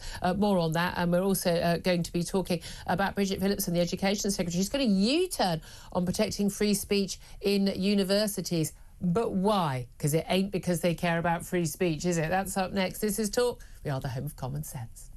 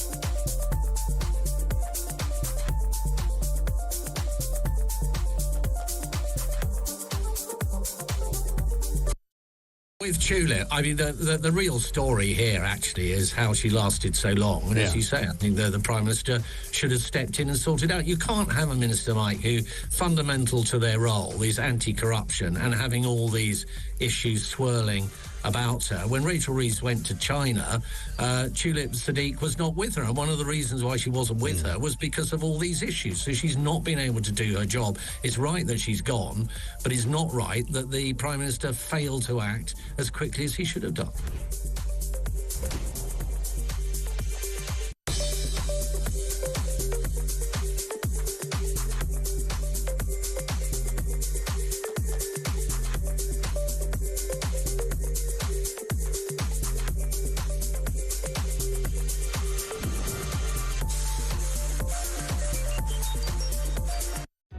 Across the UK, on DAB+, on your smart speaker, on your smart TV, and on your side. This is Talk. This is indeed Talk, like the mouse man said, the home of common sense. I'm Julia Hartley-Brewer. Philip Ingram still with me. Lots of calls coming in on lots of different topics that we're talking about. Let's go to Jessica, who is in Norfolk. Jessica, what do you want to say? Hello, Julia. Hello. I just wanted to say how full of admiration I am for the job you're doing, juggling all of that stuff that you've got in front of you. Oh, God blimey, that's very kind of you. Oh, look, it's better than working for a living, Jessica. That's all I can say. And you work very hard. We're retired. I was a health visitor. My husband was a career civil servant. Over 40 years he put into that. Do we need to boo him at this point, or did he do a good job? He was pretty good. Good. Yeah, Good he to did hear. well. Yeah. We keep between us trying to make sense of what the end game of Keir Starmer is. We're trying to understand who he is. Good luck with that. It's difficult, but there are various commentators we listen to and watch and have taken stuff in from what they're saying. He's an ideologue. Yeah. I'm just wondering who of us can actually dream of having our pension protected by an Act of Parliament. Yes, as Director of Public Prosecutions, it was such a big pension that they had to have a special Act of Parliament. It was quite the most bizarre thing, wasn't it? It's absolutely incredible. Yeah. Who would ever think of that? Yeah. You know, a personal piece of legislation to protect yourself. Yeah. That's it. The government did it, so it's their fault for doing it. But there was a big debate whether when he stood for leadership in 2020 that we know about, was he a lefty? He played very much left, as we were just discussing a few moments ago. And then he went all sort of, he's Mr. Blairite. But he said openly during the election campaign, I'm a socialist, and everyone just went, oh, okay, and carried on like. Well, he was telling us, you know that Maya Angelou quote, you know, when someone tells you who they really are, believe them the first time? Well, it's this nature of superficiality. So you've got a lot of people in government now who superficially look like they might be doing a job, but I'm really not sure. Yeah. And Tulip Siddiq, latest one. The truth has come out. Yeah. Now, truth is another thing altogether. But he's an ideologue, and I want to know. I'm actually really scared because his end game looks to me like the death of Britain. I think the destruction of Britain's interests. Yeah, I mean, ties in with Chagos and. Yeah, and taking us back into Europe, undermining democracy. Happy to undermine democracy from 2016 to 2019 as a shadow Brexit secretary, trying to stop that vote being enacted. I mean, there's some real question marks about him, aren't there? The free gear, judgment. There's so many question marks about his own ethics. Yeah, and so if we're talking about the death of the country, he doesn't actually know what it's like for us out here. I mean, we, between us, our family is okay. Yeah. But I know, as a health visitor, I've visited people who I know will be struggling big time at the moment, financially. It really worries me how hard it is for families to survive. And he hasn't got a clue. So to ask him what is his end game, he wouldn't know how to answer. Oh, well, I wouldn't know how to answer it honestly. Anyway, Jessica, that's just such an interesting call. I really, really appreciate that. Best wishes to you and your other half. Thank you very much indeed. Philip, this is it. I mean, it is so interesting that what motivates him, what's behind it, and also about, the impact, because we sort of almost laugh and joke about, God, they're so bad, they're so rubbish at the communications and the PR, but they're also just rubbish at the substance. They're getting I think there's a decision that they do that there's, I want more building. I'm happy to have building more homes. I'm with them on that. I always try and judge on the policy rather than, the party. But a lot of the time I think they get things so wrong. You've got to wonder what the real motivation is. I don't think he knows his motivation. He hasn't transitioned from being in opposition, where soundbite is king, into being in government where you need policy and you need substance. And he didn't use any of his time in opposition to do any planning to give him any substance. And he's 4 years. And he's continuing with just soundbite in government, and that's wrong. And we're going to see, as Jessica said, I think we're going to see the death of the United Kingdom with a lot of the policies are coming in. We're going to see the UK break up under Labour. But also just undermining everything that we stand for in this country. And I don't think he's one of those people that thinks what we stand for is diversity and human rights. No, that's not what built Britain, and it's not what Britain is about. I mean, so it's just, You know, I'm happy for those things to be around, but they're not the backbone of this country. They're just not. I want to squeeze in David, who's on the line in Manchester, who's also called in on 0344 499 1000. David, you want to talk about Chagos, and as we're told, this urge to rush through this deal to hand Chagos, no one can understand why, to the Mauritians and pay them $9 billion for the privilege. What do you make of it? Oh, hi. Good morning, Stuart. Good morning, Philip. Good morning. I've got the common sense. Chagos, my word, I cannot understand. I'm an ex-military man like Philip, so he understands the importance of the base. And suddenly, our so-called representatives in government, we've not had a debate. Nobody's told us why. We didn't get a vote.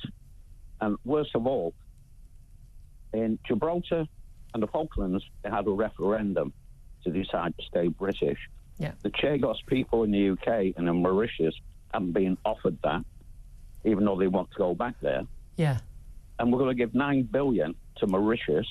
Yeah. And apart from Keir Starmer's friend, who's a solicitor that's dealing with all this, I'm wondering who's going to get the brown envelope at the end of the day.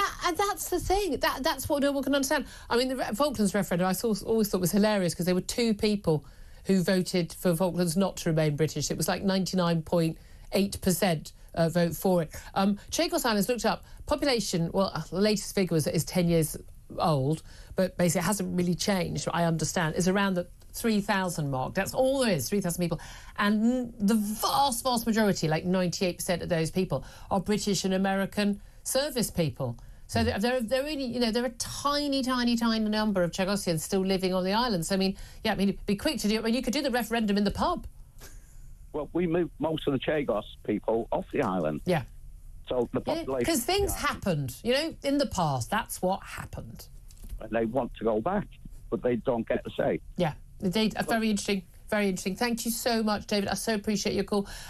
It's interesting. Some of these questions kind of existential, like, what's going on? Why are they doing these things? I mean, we'll try and get some more answers. Big question we're going to try and answer next is why Bridget Phillipson, the Education Secretary, is apparently about to U-turn on her bid to basically prevent free speech laws, protecting free speech on university campuses. Has it got anything to do with what the Free Speech Union were planning to do? Well, we'll ask them up next. This is Talk, the home of common sense.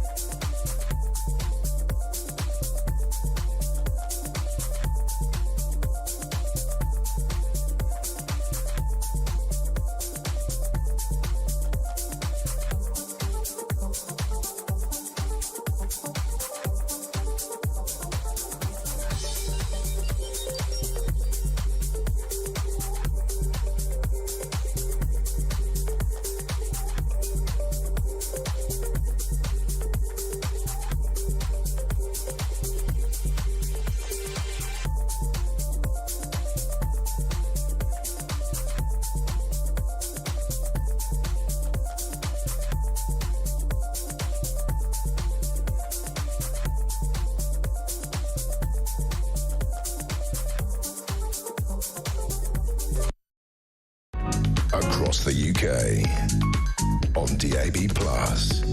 On your smart speaker, on your smart TV, and on your side. This is Talk. Thank you very much indeed for joining me. This is Talk, the Home of Common Sense. 11:37 is the time. We just had a fantastic call from Jessica about, what on earth is Keir Starmer's endgame? Well, what on earth was Bridget Phillipson, the Education Secretary's endgame, when she decided, as one of her first decisions as Education Secretary after being appointed last July, to shelve plans to protect free speech on university campuses. This was a law that had been passed, lots of help from the Free Speech Union to try and push that law through. It passed through the Commons, it had passed through the Lords, was just due to be enacted in August. And the whole point of this law, later this year, the whole point of this was to protect free speech on campus. Surely the one place, it should be everywhere, but the one place we should expect there to be free speech should be universities. But no, she said she wanted to abandon that law. Well, apparently she's now going to U-turn. Let's talk about all of this with Bryn Harris. He's the Chief Legal Counsel at the Free Speech Union. A very good morning to you.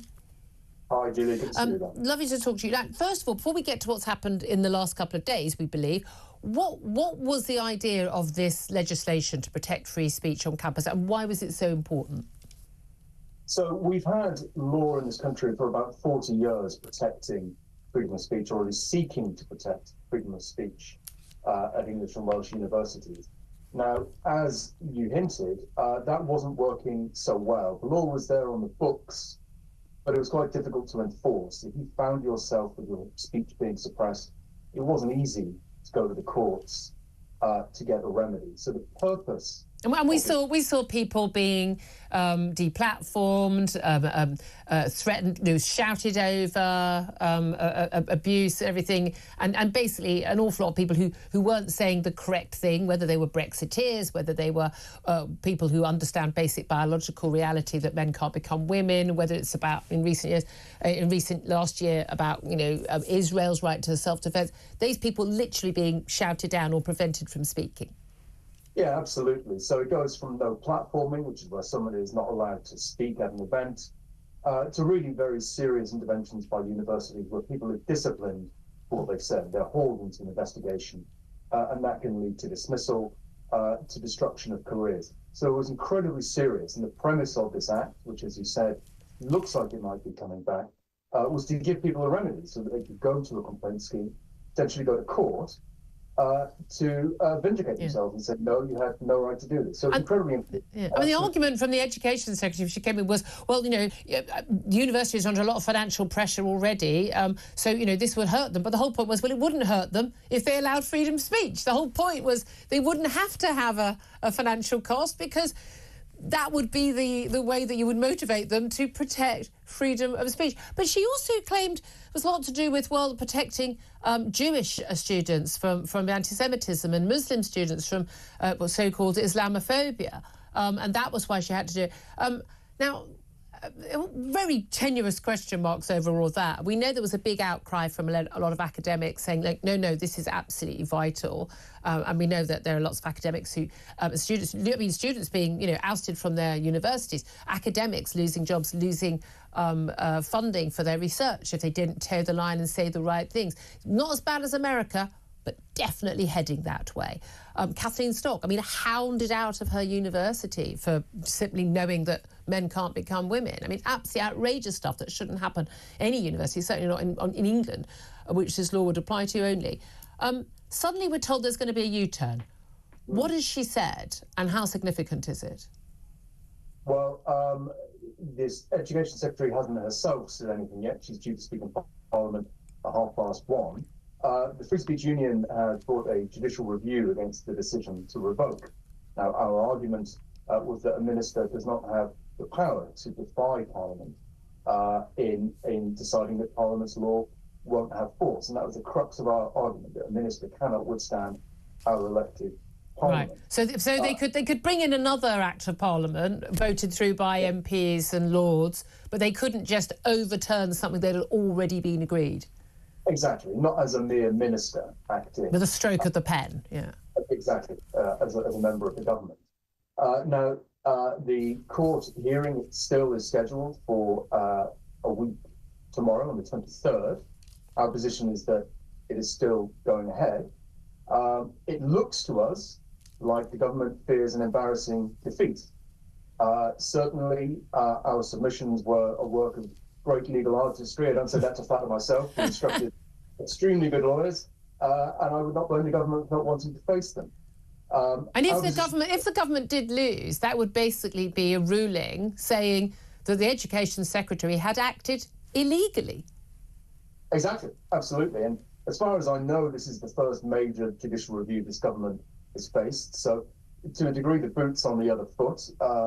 It's Phillipson's first taste of what it's like to face this sort of challenge. It's possible she hasn't enjoyed it very much. But it certainly would be embarrassing to be told by a High Court judge that you've acted unlawfully. Except that this government, but this Labour government, they love lawyers. I'm surprised they don't want lawyers to tell them to do everything. But how significant is this going to be? Because are they allowing the law as it stands? I know the Free Speech Union had a lot of input into the legislation in terms of advising. Is it going to go back? Is it going to be enacted and protect academics, students, public people invited to speak at university? Is it actually going to come into force with its full strength? Well, our position certainly is that it must, because that's what the law demands. What we're hearing through the press, and we've only heard as much as you have, is that Phillipson wants to remove the right to sue for damages when the free speech rights. But that's the protection. There was certainly a major addition that the new Act made. That was a real step change from the existing law before, and clearly it gave the Act great teeth, because if there's one thing that the University Council is worried about, it's not so much free speech in many cases, but certainly liability for damages is something they very much do worry about. So it certainly was something that was a major component of the new Act. Like I said, we haven't heard anything more than you have, and we'll wait to see what the government has to say to us. The devil will be in the detail. Yeah, it's always extraordinary, these things are sort of, leaked out, sources say. And again, what the thing I find so extraordinary is why anybody feels the need to question whether or not there should be free speech on university campuses. People only suddenly getting concerned about it all of a sudden when it's people who they support, they think are having their free speech stifled. And the claims from Richard Phillipson were earlier, weeks ago, whether she's spoken to Jewish groups who were claiming, worrying about anti-Semitism. And we had the same thing, since October the 7th. But we had the same thing in America, where suddenly, suddenly there was a massive concern about freedom of speech from, the president of Yale and Harvard and elsewhere after years of stifling free speech for people who they disagreed with. But suddenly it was all about protecting free speech when it came to those shouting for the rights of Hamas to mutilate, rape, take hostages and murder Israelis. I mean, it is quite extraordinary. I don't remember ever at any point when I was at university in the late 80s, early 90s, that anyone would ever question that you shouldn't be able to hear people say things with which you might disagree, and that in some way would trouble you or should be stopped. Do you think we're ever going to get back to that position? Well, it's going to take baby steps. If this Act goes ahead, that will be a major change. But as you hint, it really is going to take cultural change at our universities if we want to see something like university culture that you experienced in the 80s. Now, this is certainly the beginning. I think for those academics and students who want to build a culture of tolerance, free thinking, diversity of opinion, I think they have a foot in the door. This Act gives them protection for when they want to start doing that. Absolutely. But baby steps. We shall wait to see what's announced today and what happens, and see if we're going to head that court date on the 23rd of Jan. Bryn Harris, Chief Legal Counsel at Free Speech Union, thank you very much. Fantastic work. I'm a member of the Free Speech Union, and proudly so. I think everyone should be, I have to say. Philip Ingram, I mean, again, when were at unions, this just didn't come up. It is extraordinary that this isn't something that all right-thinking people agree on. Yeah, it is extraordinary. But the other extraordinary bit here is we've got yet another government minister with yet another rush decision coming in where this is being challenged in the courts, and they may be forced, or she has started to come out with a U-turn. It's yet another department that is not standing up to the first 6-month test. No, absolutely. 11:46 is the time. More from Philip Ingram. Up next, we're going to talk about the possibilities that Israel-Hamas ceasefire with Jonathan Sachadoti. We're also going to talk to him as find out what he makes actually of these concerns about free speech for Jewish students on campus. campus as well. Oh, yes, and the BBC are pointing at someone else who thinks that Hamas shouldn't be called terrorists. That's up next. This is Talk, the Home of Common Sense.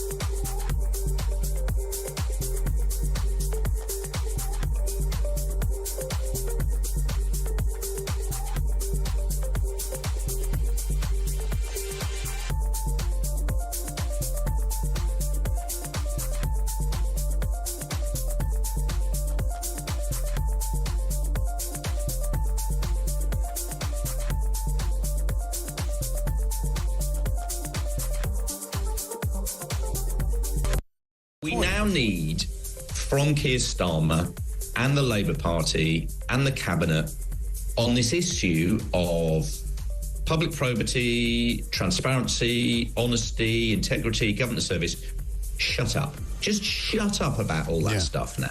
Right. You are bang to rights. The voters think you're all just as bad as each other because you are all just as bad as each other. That's exactly right. As I say, you know worse, you know better. You're not devils. Yeah, you're not the Cape Crusader of probity. Let's face it.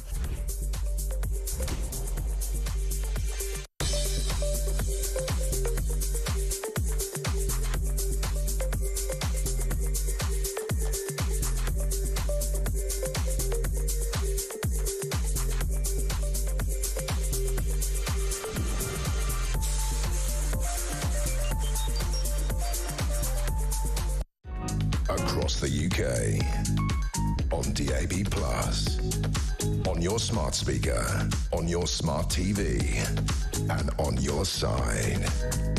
This is Talk.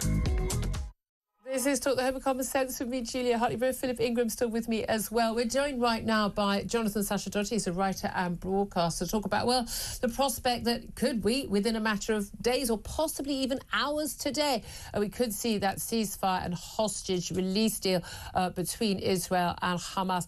Jonathan, thank you so much for joining us. Good to be with you, Julia.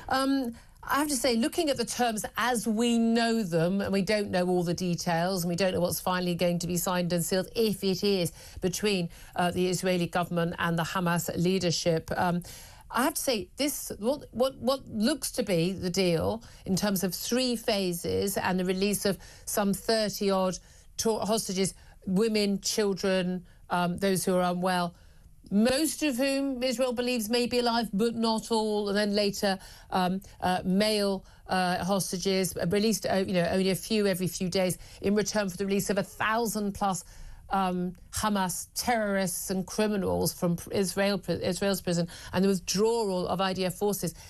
It seems to me to be, frankly, a terrible deal for Israel, other than getting some hostages back, but a very, very good deal for Hamas. What do you make of it, and what do you make of the chances that it will be signed and sealed?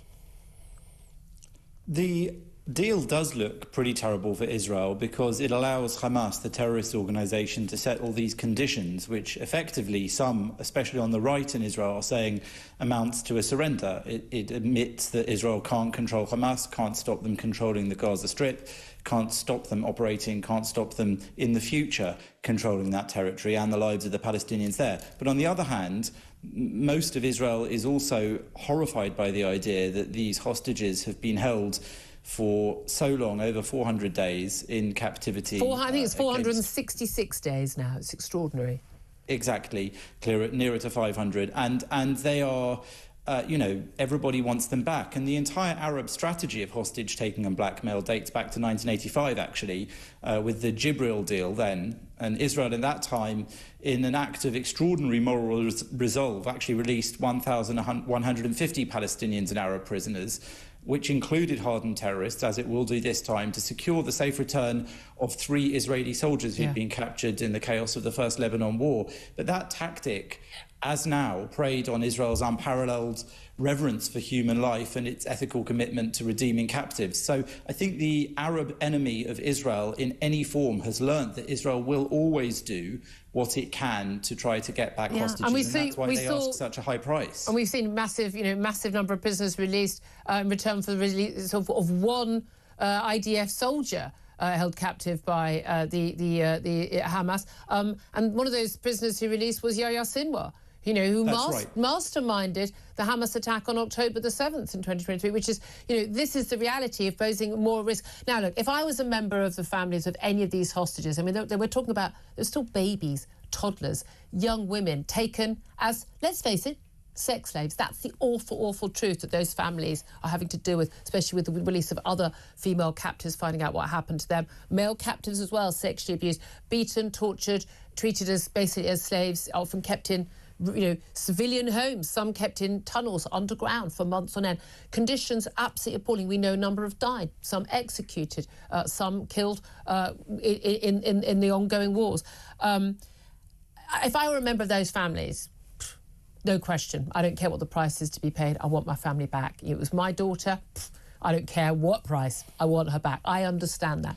There is always an argument, though, as you say, that the Israeli government, it would be a perfectly moral situation for them to say, we will not negotiate. A, we won't negotiate with terrorists, and B, we will not negotiate to get these people back because we know that will encourage more hostage-taking in the future, as has been encouraged. The next time this happens, and there will be a next time, because Hamas has said there will be a next time, and Hamas is already regrowing. We've seen the American Secretary of State, Antony Blinken, saying Hamas is just as big, up to 20,000 Hamas fighters killed, another 20,000 recruited, that they're going to take hostages again and again. What could a ceasefire deal look like that wouldn't lead to this all happening again? It's important to say that there is a lot of pressure from hostage families, but there is a body called the Hostage Family Forum, which has been exerting a lot of that public pressure. There are actually some hostage families who don't support this sort of deal, and they've been more or less no-platformed within Israel and the wider world because they don't want to apply the pressure that they see as really playing Hamas's game and increasing the price that can be demanded for their loved ones to be returned. Now, none of us can know what it feels like to be in the situation of those families, of course. So I do firmly stand behind anyone that wants to get back their relatives. Of course. The problem is that these Arab Palestinian terrorists engage in this precisely because they know that civilized societies like Israeli society will go above and beyond to bring people back, and that's why this strategy does work, because obviously there is no form of deal that can actually be fair. Hamas didn't take these hostages because they planned to give them back or to treat them nicely. I actually met one hostage just a few weeks ago who'd been returned in that first deal, and she considered herself one of the lucky ones because she'd been kept in relatively good conditions compared to what we know from many of the others. But she had been held, she told me, her captives who were guarding her were a lawyer and a teacher, so 2 professional Palestinians within the Gaza Strip. They said, she doesn't know whether they were feigning it or not, they were surprised that women and children had been taken. They hadn't been prepared for that when they had been recruited regarded as gods. Now, whether or not that's true is irrelevant. The fact was many women and children were taken. There's still a baby, more than one baby. And there was, by the way, we've got video footage put out by Hamas itself of them with women bleeding from their genital area, being and some horribly wounded. They branded children with hot irons. Yeah, women and children and elderly women paraded through the streets with people cheering in the streets. Spat on, stamped on, beaten in the backs of trucks. Yes. I mean, we saw it. That actually quite a large part of Palestinian society, not necessarily affiliated to terror groups or terror operatives, were actually celebrating in the streets. Yep. So obviously it's really dealing with an enemy that I think many people in the West, in this country, have no idea the levels of the depravity that Israel is having to negotiate with here, and yet they are negotiating. Well, again, people keep talking about having a moderate Palestinian force sort of in charge of Gaza. I mean, that's the thing. What happens when IDF goes, we just go back, we're going to put all the aid in. Joe Biden says, well, great. What happened to the last lot of billions and billions in aid that was sent into Gaza? Well, it was used to build these tunnels and to fund this terrorist organisation. And then you've got the likes of a brand new BBC boss hired for the World Service, ahead of compliance and editorial control. Apparently they have that. Who knew? When he was in Canada, he told staff not to call Hamas terrorists, so he'll fit in very well, won't he? When you're up against that, and you're up against, so many in the public eye in Britain, the great and the good, so many in Labour, so many in the media. I mean, I'm absolutely appalled by the stuff I see on the BBC and Sky, and I don't think it's hard at all to pick a side in this war. I really don't. And the lies that are told about how the IDF is fighting this war vis-a-vis what Hamas is doing in their responsibility. Do you see any prospect that Israel will ever be able to sort of move on from this? Well, in some respects, Israel is moving forwards, because the horrors that happened on October the 7th in 2023 have really changed the entire region, because Israel's reaction to having been caught completely off guard, having completely failed its people on that day, no question about that, but the reaction has been spectacular. And regardless of the Free Palestine crew who insist on parading past synagogues and intimidating Jews in this country, I'm planning to do it this Saturday too.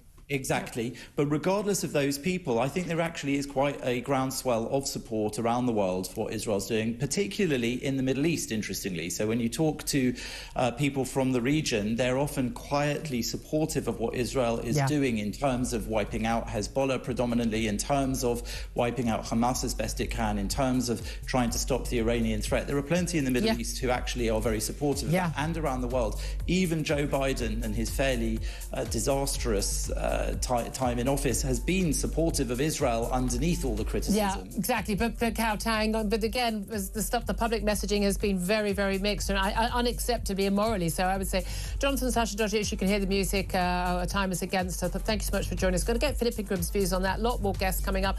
This is Talk. We are the home of common sense.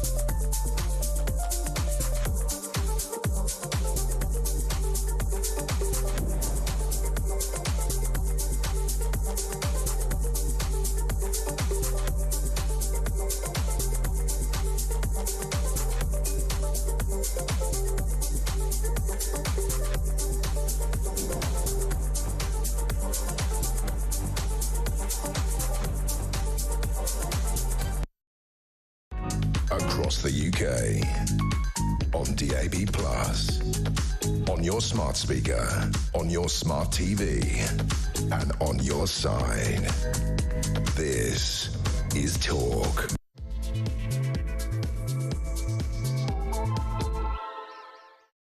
A very good afternoon to you. Welcome back to the show. This is Talk, the home of common sense. If you're just tuning in, frankly, where have you been the last 2 hours? Whether you're listening on DAB+ radio or on your smart speaker, or watching on YouTube or your connected device, it's great to have your company. We've got lots more to talk about over the next hour. Coming up, we're going to talk more about Tulip Siddiq, Keir Starmer's anti-corruption minister. She resigned from the government yesterday. Was she resign or was she pushed? After an official investigation by the government's ethics advisor found that her family's links to the ousted Bangladeshi regime, that's her aunt who was Prime Minister, exposed the government to reputational risks. Well, it's not just her family. Tulip Siddiq herself is being investigated under an international corruption probe. And yet she was the anti-corruption minister. This raises more questions about Keir Starmer's judgment as much as it does about hers. Also, the former Sinn Féin president, Gerry Adams, is in line for a taxpayer-funded compensation because of Keir Starmer's human rights plans. They're going to basically undo some Northern Ireland laws, which would mean that Gerry Adams is going to be entitled to sue under human rights legislation because he was remanded in the Maze prison in Northern Ireland in the 70s. But it wasn't the Secretary of State who signed it off. It was a junior minister. And they're going to allow him to have compensation paid for by you and me. Funnily enough, this will not come as a surprise to you. Various IRA bombing victims have regarded this as unacceptable. Love to hear your thoughts on that.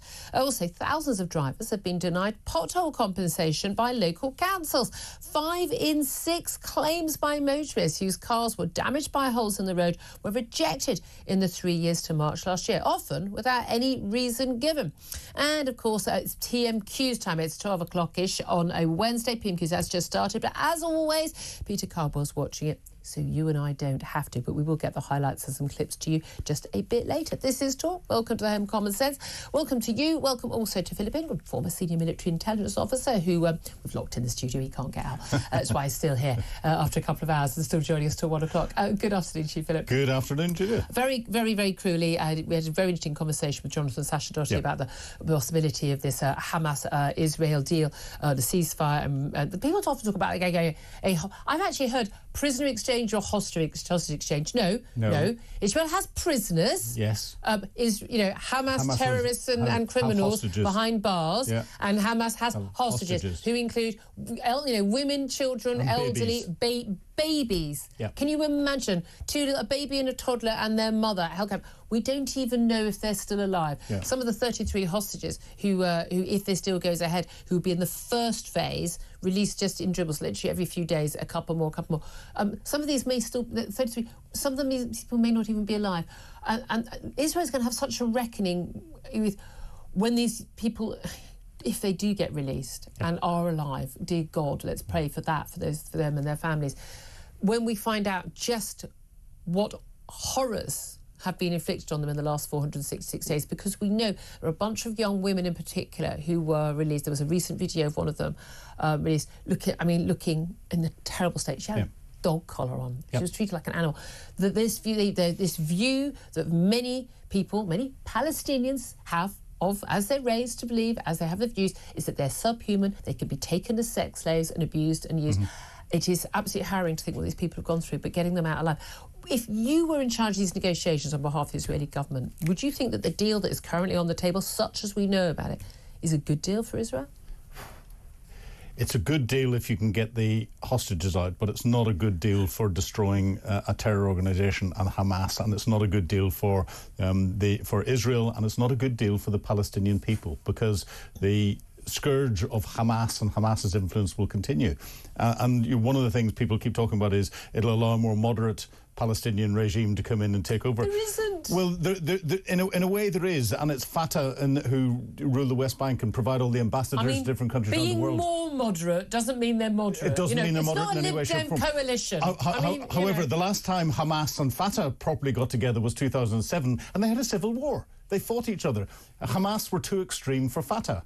Yeah. Fatah was Yasser Arafat's old organisation, who supported terrorism around the world. So they are not moderate in any way, shape, or form. This is what we're having to deal with, and the hostages are not. Israelis are having to deal with. Yes, and the hostages are not being held in prisons, in prison camps, or anything else. They're being held in normal Palestinians' houses. And it's those individuals that are carrying out the abuse against the hostages who are not letting them go free. We're told that, we were told a handshake has happened. We're told by Joe Biden that they think it's going to happen. Donald Trump's team, again, has been involved. A lot of this has come out. Look, Joe Biden wants to get this deal before he leaves office.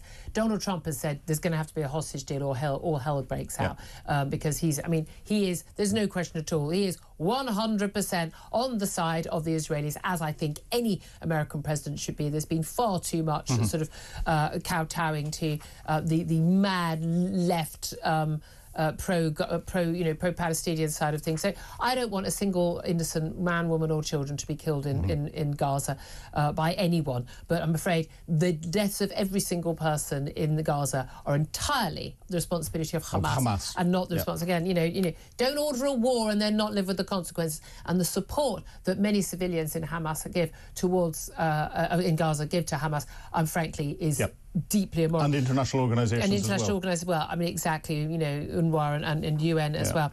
But we're told, Benjamin Netanyahu has been accused by Palestinian officials of trying to delay the deal, trying to sabotage it.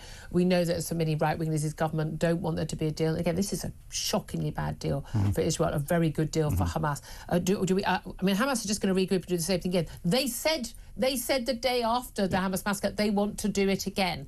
I don't know why people think this wasn't a one-off, it wasn't an accident. An Israeli diplomatic source, though, has accused Hamas of fabricating claims that Israel is seeking to delay the deal. I mean, obviously there is pressure coming all sides on that. We'll keep you up to date here at Talk if there is any development on that. Obviously, so desperate. One British-Israeli girl is still being held captive. Desperately want her. So I have to say, it feels to me like so little is being done by the British government to try and rescue her as a hostage. But the number of Hamas fighters and terrorists who are going to be released, who are going to be out free as a result of this, is really very, very, very terrifying. It really is. Let's hope they all get pages. Well, and can be dealt with that way. Let me also get to calls, because give you the number again, because we've also been talking about, talking of people who support terrorists. Jerry Adams, Sinn Féin's Jerry Adams, never a member of the IRA. He's always denied that, and I'm sure we believe you 100%, Jerry. He was detained in prison, in the Maze prison in Northern Ireland in the 1970s. However, on a technicality, bizarrely, it's ruled that he was put behind bars, because who signed the document saying he should be behind bars? And under Labour's plans to basically abolish some Northern Ireland legislation, to put human rights legislation basically above that, taxpayers here in Britain could be forced to pay compensation to Jerry Adams for that. What's your reaction to that? Love to hear your thoughts on that. Also, Tulip Siddiq's resignation, your expectations, your thoughts, your hopes on the possibility of a deal between Hamas and the Israeli government. I'd love to hear your thoughts on all of that. Give us a call, 0344 499 1000. You can text on 87222 or get in touch on X at Talk TV. Calls are charged at the national rate. Text costs £1, standard network rate message. And just before we get to my next guest, waiting very patiently on the line, just some announcement from the BBC in the last couple of moments while I've been talking about who is going to take over Match the Day from Gary Lineker, who's just too busy tweeting to pontificating and taking in, Syrian asylum seekers to present a football show. It's going to be Gabby Logan, Kelly Cates and Mark Chapman. I think Mark Chapman was the chap who wanted it to be just him, not unreasonably, but it's going to be three hosts who kind of take over on a rotation basis to Match the Day. I wouldn't know, and I don't care. Oh, harsh. I do like Gabby Logan, though. She's really good. She's a good commentator. She's really good. She's very good. watchable. Yeah. But again, it had to be woke. It couldn't be just a white man. You know the rules. That's not how things work at the BBC or in media anymore. Anyway, let's get to Jonathan Haslam. He's a former Director of Communications at Number 10 under John Major and joins us right now. A very good afternoon to you, Jonathan. Good afternoon, Julia and Philip, and well done to Gabby Logan. And Kelly Cates and Mark Chapman, and obviously. Kelly Cates. I don't think Mark Chapman's going to be happy about it, but there we are. I don't think Gary Lineker's happy about it, frankly, because he apparently wanted to take a big pay cut to carry on, but no, they said too much trouble. I'm putting my own spin on these things. Look, let's talk about Tulip Siddiq. Now, you worked for John Major. He had his own fair share of problems. All that back to basics nonsense didn't go down very well in the end. We've got a Prime Minister who's been in office for only 6 months. He's lost his Chief of Staff, Sue Gray, supposed to be the woman doing all the planning, supposed to bring order and get straight to work. just prompted a massive dose of infighting, had to be bumped into the Lords and got rid of. He's lost his Transport Secretary, a Cabinet Minister, because basically she's a convicted fraudster and we're pretty sure, lied to the Prime Minister about the actual convictions. And now he's lost his Anti-Corruption Minister because there are concerns about her involvement in an investigation into corruption. How bad is this for the Prime Minister? Yet again, it asks a lot of questions, not only about his judgment, but also the team around him, who really ought to be filtering the people who are being put up for these ministerial posts. They've known for a very long time about all of Tulip Siddiq's relationships with the Bangladeshi Authority of the past, and the fact that it wasn't particularly liked or respected. So when the first warning signs actually of this one going to unravel in December happened, the sensible thing at that point, when she had been accused basically of being corrupt herself and was going to be undergoing investigation, at that point, if you believe all the rhetoric about upholding proper laws and respecting rules, then she should have stood down at that particular point. But as with any of these it's inevitable resignations, the longer you delay, the worse it gets. Well, indeed. I mean, it's 26 days since we were first knew about all of this. Now, what's interesting is, the Mail newspaper said, well, actually, a couple of years ago, we were asking Tulip Siddiq about this property, the 700-grand property in King's Cross, because I don't know about you, Jonathan. I mean, everyone I know is being just gifted a 700-grand property, which they think's from their parents, but turns out not to be. I mean, it's an everyday thing for everyday people, as we know. It's all a bit questionable that someone who could be an anti-corruption minister, apparently at that level, just didn't even bother reading, the land registry documents that she was signing when she took over ownership of that home, about where it had actually come from. But there we are. Apparently that was inadvertently misleading people. But she misled the public. The newspaper found out about this. They asked questions and she said it was a gift from my parents. It's from my parents. It's not who it's from you think it's from. Well, that was untrue. Now, do we honestly think that she got that wrong? Did her parents lie to her? Did she not ask the right questions? I mean, the point is that if you're going to appoint someone as an anti-corruption minister, I'd want them to be someone who could ask the right questions. I think that's entirely right. And the idea that she didn't really know where it was all coming from. The way you do. Belief, it just doesn't really stack up, does it? £750,000 is a huge amount of money to most of us. And, that dropping on your doorstep, together with a few other properties, it's just along the way. It's not a big sum to that family, though. Her aunt, is Bangladeshi Prime Minister, is accused, along with others, again, among the people accused involved in this, is Tulip Siddiq herself, in an international probe, accused of embezzling, effectively, billions of pounds worth of money that was supposed to be building a dam in Bangladesh. I mean, we're not talking about, 700 grand, 750 grand. We're talking about billions. I mean, serious question. As you say, this raises questions about Keir Starmer's judgment. I think, she's never disowned her aunt. She's never... we know that in some of the palaces or some of the buildings, in the homes used by her aunt, they actually had some of Tulip Siddiq's leaflets and campaign documents. I mean, this has been found by independent journalists. Why? I mean, she's clearly very close to this woman. But there have been massive question marks about the Prime Minister, now ousted Prime Minister of Bangladesh, about her corruption and about her ruthless tactics to stay in power, and never ever disowned by Tulip Siddiq. That alone should have been a big red siren to the Prime Minister, don't appoint her. But they're mates on the North London dinner party circuit, so we did. What does that tell us?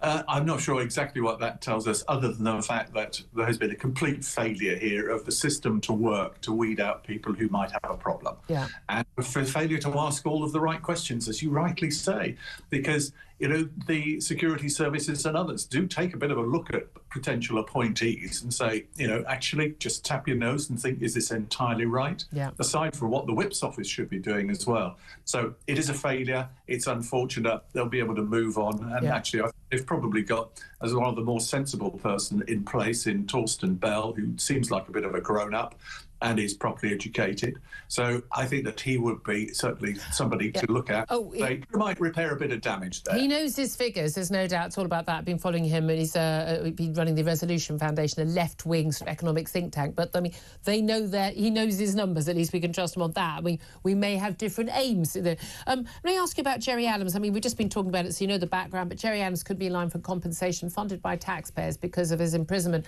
internment in the Maze prison in the 1960s. 1970s, because the government has said basically they're going to put human rights first and front, end of, that the human rights trump everything else, and taxpayers could have to fork out money to the former president of Sinn Féin. What do you make of that?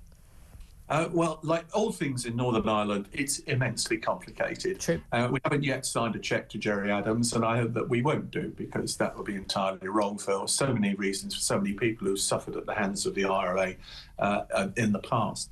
But the plain fact here is that the Labour Party is doing something under Hilary Benn, whom I have regarded all so far as a very eminently sensible bloke. Northern Ireland Secretary. The right person to be Northern Ireland Secretary.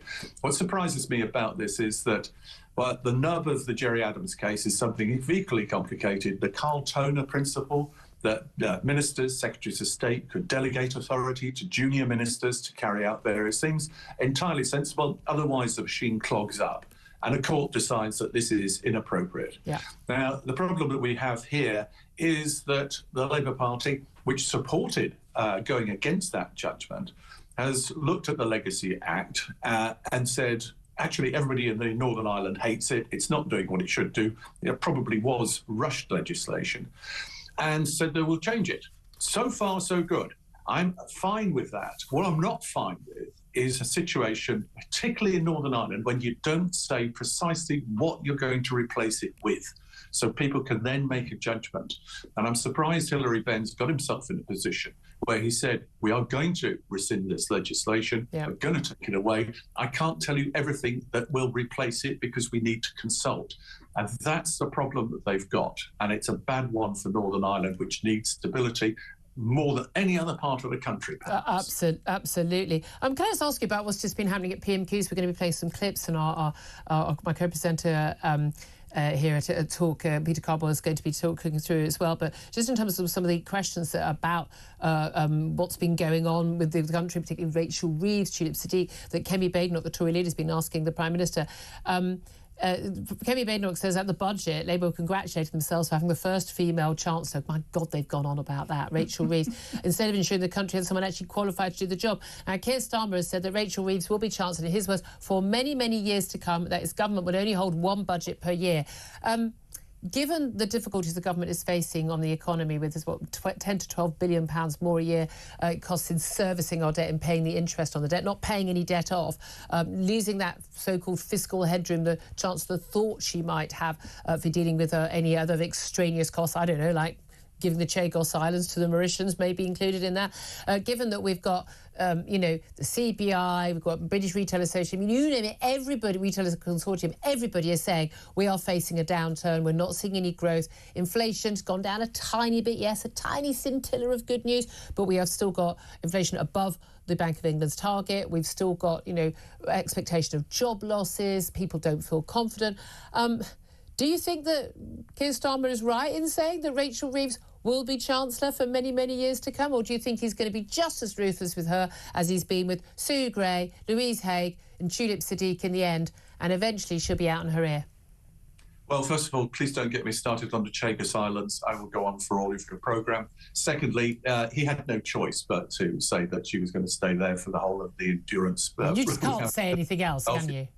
He cannot say anything else. And the other thing is that I think when you're talking about having one budget a year, we should probably keep our eyes peeled for a special fiscal event which might turn up to try and square the books later on. But every chancellor say they're going to go to just one major event a year, and then we always end up having two every year. And there's a lot of expectation ahead of the spending review in June. But before that, we're going to have the fiscal event, and that she may have to, because she can't borrow anymore. It's going to be difficult. I mean, they may find a way to tax people more than they are. The pips are going to seriously squeak. She's going to have to announce some spending cuts. She's going to do that, or just go again down to the back of the sofa and see what the Treasury has got in terms of fancy taxes to put on us. And at this point, I would say, I think that if the Treasury does not control briefing around what might happen if you get to these situations, we will have been failed dramatically. I look back at people who made life-changing decisions, potentially, when there was a threat to the 25% tax retake from your pension. It didn't happen. But people did take that action, and they affected the savings, the assets that they built up over a lifetime.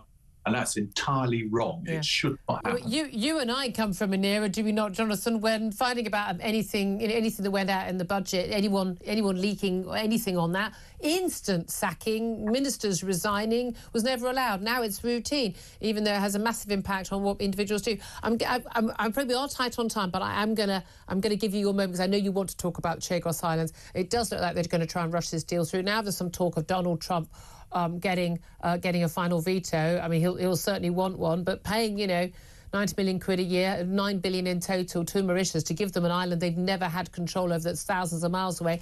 What are your thoughts? Look, we really can't, in today's world, just kowtow to a court which is so bent against us. You can have endless arguments about the rights and wrongs of what happened to the Chagosians, and I do feel sorry for some of the problems that they've faced. But we live in a dangerous geopolitical situation. Those islands with Diego Garcia and the surrounding islands are strategically important to our allies. This is not the time to be going and picking a fight with possibly one of your greatest allies. We need to recognise where we are. We can think about what we can do further to help the Chagosians. Mauritius has never really had a claim on these islands. Yeah. It's a legal anomaly. This is not the way to sort it. Hold fire and let's discuss it with the United States later on and still continue to work at it. We can do that in a humane way. I just don't know why anyone's even discussing it at all. I mean, there's barely anyone who was a Chagosian who's still there. Virtually the entire population is now British and American servicemen and women. And it's never been owned by Mauritius. It was a French, it's ours legitimately. That's how stuff worked in the past. I don't understand why we can undermine everything, happen in chance, and try and turn the clock back. Jonathan Haslam, great to talk to you, former Director of Communications at Number 10 under John Major. Another word on the Chagos Islands. I mistakenly said they were in the Pacific. They were not in the Indian Ocean earlier. I must correct myself. I'll be annoyed about that all afternoon. But it is extraordinary. I mean, given that these islands, which, let's face it, most of us, unlike people like Philip, hadn't really heard of, didn't really know the significance of. We'd heard of Diego Garcia as a military base, but didn't, put it on a map and what the significance is. This is the thing we've been talking about, repeatedly in the show. Lots of calls on this as well.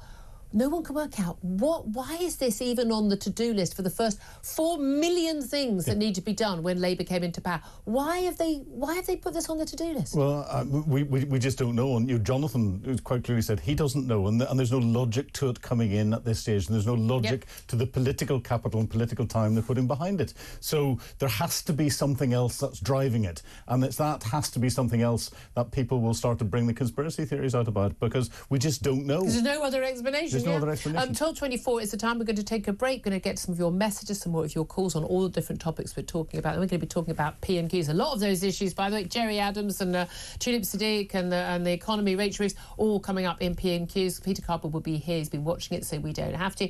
And he'll be here with some clips. We hope. Lost a few clips last week, so hopefully we have got clips this week, so we can get the headlines on that. That's up next. This is Talk, the home of common sense.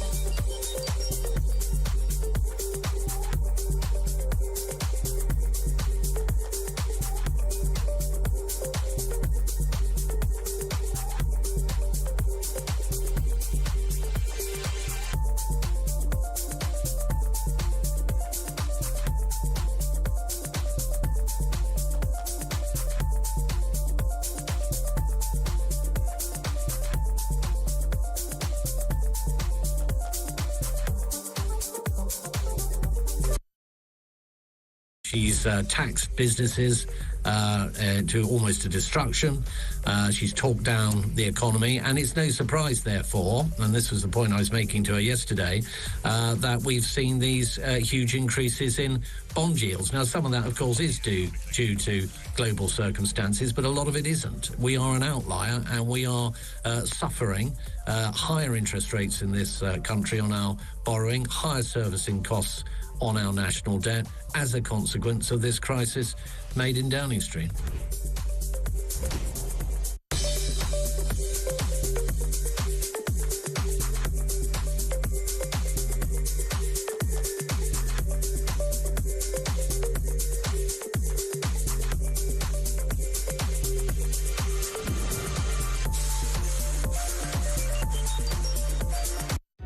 Across the UK, on DAB+, on your smart speaker, on your smart TV, and on your side. This is Talk. Very good afternoon to you. This is Talk, the home of common sense, coming up to 12:28. I'm Julia Hartley-Brewer. Philip Ingram is still with me. PMQs is... sounds like it's been quite lively. We're going to get some clips and some detail on what has been said, but certainly on the issue of Gerry Adams getting money from compensation for being interned in the 1970s. Kemi Badenoch, the Tory leader, in her questions branded the government's decision to, she says, write a cheque to Gerry Adams was shameful. Keir Starmer, got to be honest, quite a good gag. We know that Liz Truss issued a cease and desist letter last week to Keir Starmer about stop saying I crashed the economy, it's defamatory, it's not true. Keir Starmer said, I got a letter this week from a Tory voter in a Labour seat. It was Liz Truss. She was complaining, because of course she lost her seat. She was complaining that saying she'd crashed the economy was damaging her reputation. It was actually crashing the economy that damaged her reputation.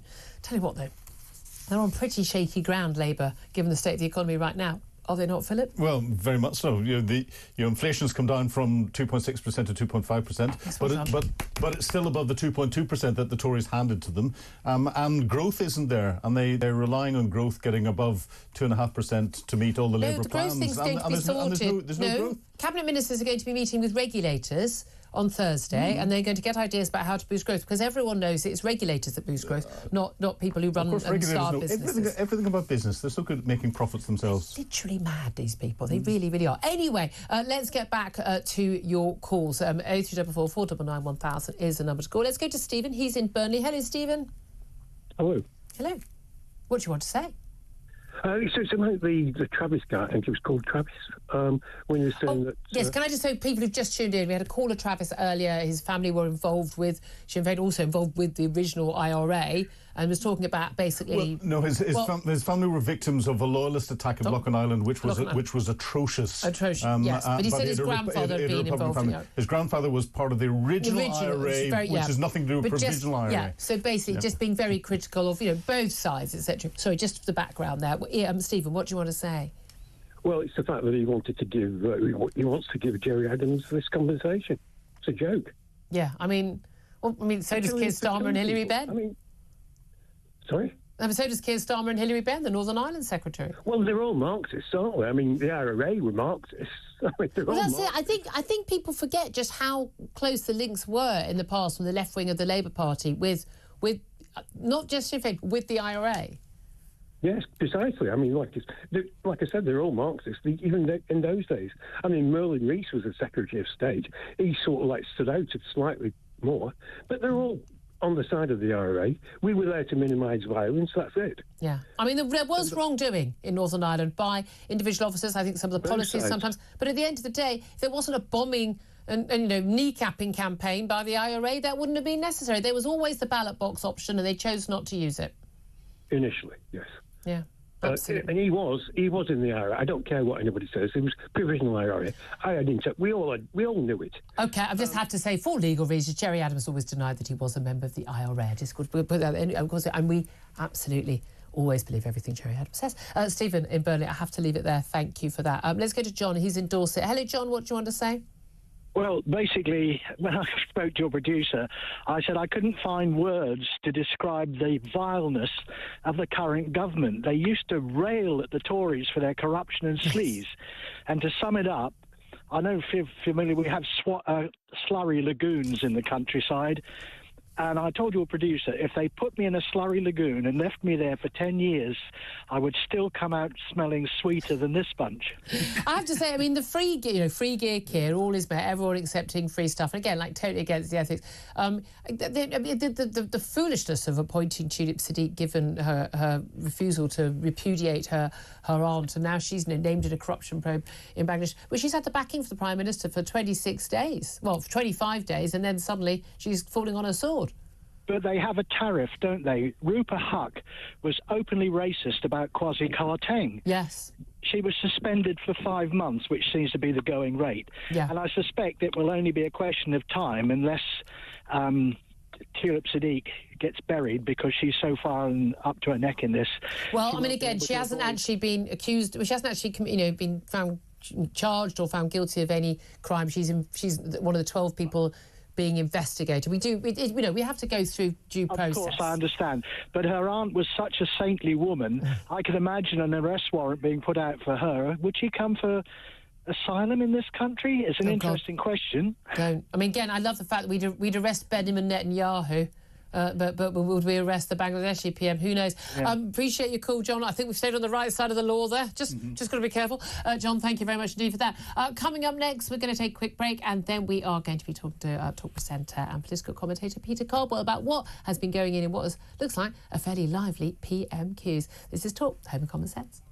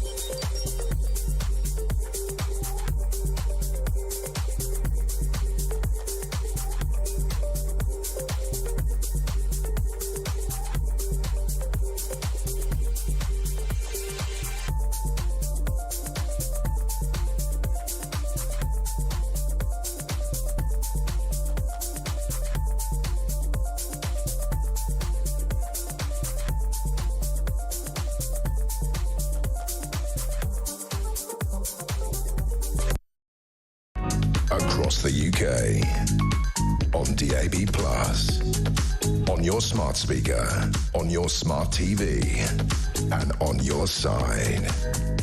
This is Talk.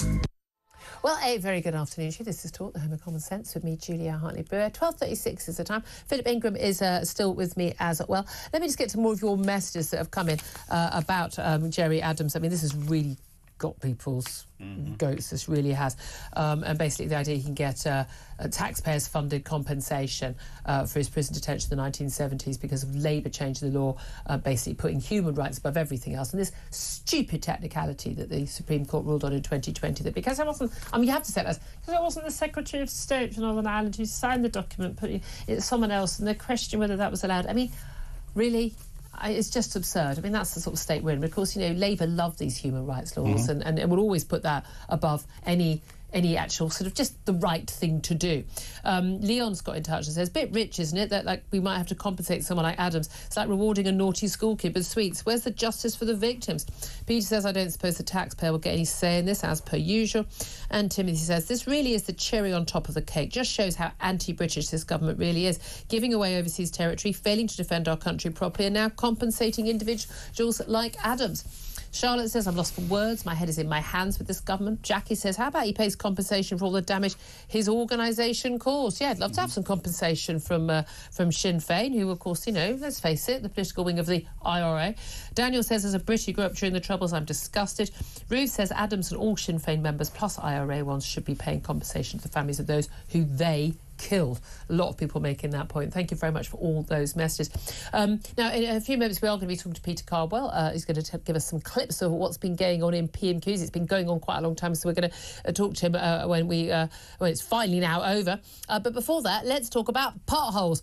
You know and I know we can have a full switchboard and do all day, every day on potholes, because pretty much everyone in this country has been impacted by potholes. It's not just how unsightly they are, how dangerous they are. It's also the damage that they can cause to motorist vehicles when you just simply can't avoid them. Or to avoid them would involve crashing your car. Well, then you'd be sued for it, wouldn't you? So people often have no choice. And yet, it's extraordinary how few of the pothole compensation claims that people make to local councils are actually paid out on. A set of research carried out by the Telegraph has discovered that of 179 councils in England, Scotland and Wales responsible for road maintenance, they're responsible for keeping them in good nick. Out of they managed to get basically about half of the 317 councils in total. They faced basically a bunch of the councils who responded, so only really about 6 of them, paid out a collective £9 million over the 3 years between 2021 and last year in terms of compensation. They got 66,000 claims from motorists in that time. Bearing in mind, this is only a fraction of the number of claims there would be because all the other councils didn't reply. They only paid out in just over 10,000 cases. So 5 out of 6 cases, people claimed compensation, often for serious damage to their vehicle, and they did not get the payout. Well, let's talk about this with Howard Cox. He's founder of Fair Fuel UK and joins us now. Hello, Howard. Hello, Julia. Happy New Year. Happy New Year. Thanks for joining us. Howard, I mean, this is the bane of motorist life and indeed cyclist life, even more dangerous for cyclists when there's a pothole straight in front of them. But I know you always worry about the motorists more, but, you know, you're legally entitled, if the pothole's been identified, should have been filled in, you're legally entitled to claim compensation. But councils aren't paying. Why is that? Well, it's very simple. They've got no cash, and so they're trying to deliberately put the onus on the driver to prove that actually the pothole did cause the damage. And there's the problem. That's the nub of the problem, to actually prove that when you went over that pothole, you won't know you've had that damage until perhaps a few miles down the road or even hours later. Yeah. Those are the issues. And, of course, how you go back and take a photograph of the thing, you've got to go through this whole process. And all I can say to you that, you know, there are 3,200 reports every single day about potholes to count. Every single day. And we know we are looking at multi-billion pound cost to mend all the potholes. But even people who perhaps don't drive that much, and it's not one of their big things. I mean, a lot of people have to drive, every single day, and they drive on roads that are covered in potholes. And people are watching on YouTube. You can see some of the footage, some of the potholes. They're full of water. They are a danger. I mean, they're a danger to pedestrians, cyclists, everyone else on the road, but and a cost to motorists. But here's the thing: so councils are required to mend them, but they don't mend them. They often spend more money compensating motorists than filling in potholes.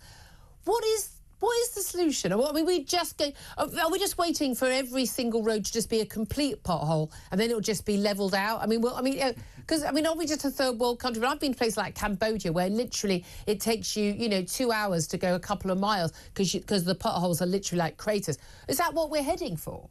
Well, I know a few A roads like that at the moment. Yeah, exactly. No, with one statistic is coming out, 1 mile in every 3 miles of Derbyshire roads, for example, are in need of immediate serious maintenance. That's 1 in every 3 miles. I mean, what the problem we have is the governments don't understand that road transport needs a long-term strategy. It's always been sticking plaster policies. Yeah. I mean, that you can equate that to other policies in this government as well. But roads are commercial, social and essential arteries to our economy. And this is the point. 37 million drive. And you regularly make the point, not everyone has great public transport. Most of the country. Exactly that. And one of our problems now is that it's the danger. Drivers and cyclists. I may have a war with cyclists, as you well know I do. But I think everyone should have a war with cyclists who don't obey the law. But I'm certainly supportive of cyclists who are cycling completely within the law, who are facing risk of injury or death because of potholes. Well, that's the point. They spend more time negotiating a slalom, looking at the road rather than looking at the road ahead. It becomes more and more dangerous. And I'm waiting for at least one government, even the Tories, and I've been fighting campaigns for the motorists for the last 15 years, as you know. They've all actually let roads go by the wayside. Yeah. If they invested actually in roads, the same amount they invest in railways, you get 4 times return to GDP. And by the way, most people in this country don't take a train from one year to the next. Or if they're like me last Friday trying to take my mum out for her birthday lunch, they get on the wrong train and end up in Taunton when they didn't mean to go to Taunton. Very nice conductor, though. Very sweetly told me how to get there. But anyway, really appreciate you joining us. Howard Cox, founder of Fairfuel UK. That's how often I get a train. Got on the wrong... I don't know how at the age of 56 you can get on the wrong sodding train, but I did. Give a final word to you, Philip Ingram. Yeah, well, potholes, part of the problem is that this is given down to local government, who then use the money for other things. Yeah. The motorways and stuff have got greater control. Well, also, someone hits a pothole on a motorway, you're in different territory. Well, exactly. But there needs to be a national strategy that looks at this in a way that... One of my things, quite often, damage to people, and it used to be just like little local roads, and then it's A roads, and it's major roads. I'm just embarrassed. Yeah. Even Central London, A roads covered in potholes. Yeah. Roads, people travelling, from major airports. We're a first world country. Yeah. It's embarrassing. We look like we're third world. Yeah, well, the way to get through them is you need big 4x4s and big trucks. Oh, that's the answer. Is that why everyone has them? It doesn't affect your suspension and damage your car. Yeah. But then that damages the roads more. Yeah, we have a lot of conversations in my house about the speed at which I go over speed bumps, let alone over. But there we are. See, I've got a truck, I can do it. Hope you're well. Anyway, I'd love a monster truck. It'd be great. My parking's bad enough as it is. But anyway, Philip, I have to say goodbye to you right now because Philip Cardwell will be in that seat in just a few minutes. Tell us, Peter, you're right. You're Philip. Peter Cardwell. I don't know what I'm doing. I'm still thinking about ending up in Taunton when I'm supposed to be taking my mum to lunch. But there we are. Philip, it's been such a pleasure, and I know everyone always enjoys it. Your knowledge, your expertise on so many of the different areas we're talking about as a former senior military intelligence officer, really appreciated here. Thank you. Thank you very much indeed. Take a quick break. Peter Cardwell in next. He might be bringing Philip Cardwell as well. I don't know. This is Talk.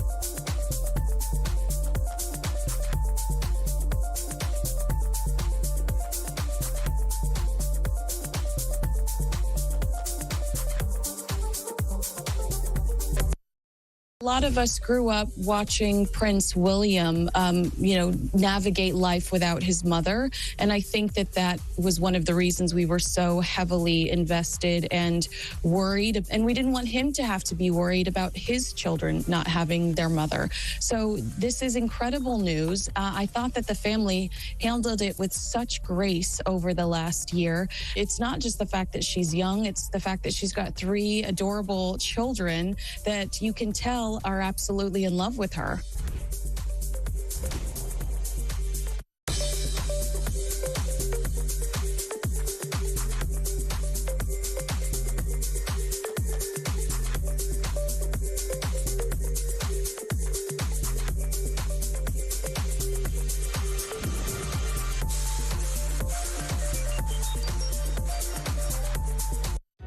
Across the UK, on DAB+, on your smart speaker, on your smart TV, and on your side. This is Talk. Very good afternoon to you. This is Talk, the home of common sense. Thank you very much for joining me.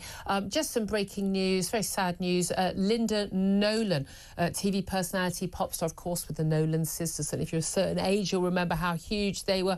Linda Nolan has died, aged 65. It's just been announced. Her death comes after she faced a long journey with secondary breast cancer. She was surrounded by her sisters, siblings on her deathbed, but she has died very sadly at the age of 65. Our condolences to the family. Obviously a much-loved television personality and pop star for many, many years. Right, on a lighter, on a happier note, well, I hope it's on a happier note, Peter Carball is here, talk presenter, of course, and political commentator. Tell us what actually happened in PMQs. Another one of those ones that ran over. Yeah, so we got you in a little bit later, massively so ran you could over. hear all of it. There was a reasonable joke about Liz Truss writing Keir Starmer letter saying I got a letter from a Conservative in a Labour constituency. Haha, it's Liz Truss. But there was lots and lots of meat in this, and actually the confidence in Rachel Reeves, the Chancellor, who was sitting right behind him, looking, a little bit less confident than sometimes she had. But how much confidence did Keir Starmer have? Well, that's what Kemi Badenoch asked him. Right. Well, let's watch the first clip we've got about that issue. Let's if you watch and listen to that. At the budget, Labour were congratulating themselves for having the first female Chancellor, instead of ensuring the country had someone actually qualified to do the job. Speaker, the Prime Minister claims he has full confidence in the Chancellor, but the markets clearly do not. Yesterday, the Chancellor repeated her promise to have just one budget per year to provide businesses with certainty. The talk in the city is that she can't meet her fiscal rules and there will need to be an emergency budget. So does the Prime Minister stand by the Chancellor's commitment that there will be only one budget this year? Prime Minister. She'll be pleased to know the Chancellor will be in place for many, many years to come. She'll outstrip them. Well, I mean... And he didn't really give an answer on whether there'd be another budget this year. Exactly. And then again, can I point out, though, most Tory ministers and chancellors in recent years said, there's only going to be one fiscal event a year. Well, and they always end up having another one. And we had that from, COVID onwards and probably before then, too. Rachel Reeves didn't look very confident there. As you said, you'll be able to see it on the screen. But also, he was much more sort of full of praise and saying confidence in Rachel Reeves' future than he was when he was asked a question earlier in the week when he was asked, could he guarantee she'd be Chancellor until the next election, and he refused to answer that twice. And all he needed to say was yes. And I was speaking to someone about this yesterday who said, a former political advisor, he said, surely, knowing he was taking questions from the press yesterday, surely you would say, right, the press are going to ask you, do you have full faith in Rachel Reeves? Will she be here for the rest of the Parliament? And there didn't seem to be any real answer prepared. They're just really bad at this. And then later on, the Prime Minister's official spokesman at Lobby, at the briefing for political journalists, then said, yes, she'll be here for the rest of the Parliament. After you've had all the headlines? Yes. I don't think she will be Chancellor at the next election. I don't think he thinks that she's going to be Chancellor next election. Maybe he won't be Prime Minister. But another female minister he had major problems with this week, of course, and for the last couple of weeks, was Tulip Siddiq. And Kemi Badenoch asked about her as well. He didn't have a problem with her. She's his big mate in the North London lefty dinner party circuit. He didn't want her to go at all. Really funny how Louise Haigh, who's a northern woman, was thrown under a bus as the Transport Secretary. By herself. By herself. Don't get a conviction for fraud and don't lie to the Prime Minister about your conviction for fraud, and then you won't. Call me old-fashioned, but yeah. He was pretty ruthless with her, pretty ruthless with Sue Gray, held on for 25 days to Tulip Siddiq, of course, the City Minister, anti-corruption minister, being probed in Bangladesh about possible links to corruption with her aunt, who was the former Bangladeshi Prime Minister. I mean, it is extraordinary. Let's have a watch and listen to that exchange. What does it tell us about his judgment that yesterday he said he was saddened that his close friend resigned? This was an anti-corruption minister under criminal investigation for corruption. Mohammed Yunus, the Nobel Prize winner advising Bangladesh, said London properties gifted to the former city minister may be proceeds of robbery. So, will the Prime Minister offer Bangladesh the full support of our National Crime Agency in ensuring that any properties bought with stolen funds are properly investigated? Prime Minister. Mr. Speaker, the former city minister referred herself the independent advisor. He found, as she well knows, there was no breach of the code. He knows that he found there was no wrongdoing, and the former minister fully cooperated. Well, the Prime Minister there, but I'm very arrogant. The ethics advisor. This is all very tiresome, No, it's all isn't very... Well, I can't believe you're asking about the small matter of me losing my second minister and my third senior member of my administration. He lost Sue Gray, his chief of staff, as well. Just 6 months in. This is extraordinary. Everyone says there's been no wrongdoing. OK. The ethics advisor found that Tulip Siddiq had, he believed, inadvertently misled the public when basically she told something that was not true to a newspaper, saying you were given this 700-grand property in King's Cross by this close ally of your Bangladeshi aunt, your Prime Minister aunt, who's been accused of God knows what, how many horrific crimes. He's been ousted from power, well, then was to be ousted from power in Bangladesh.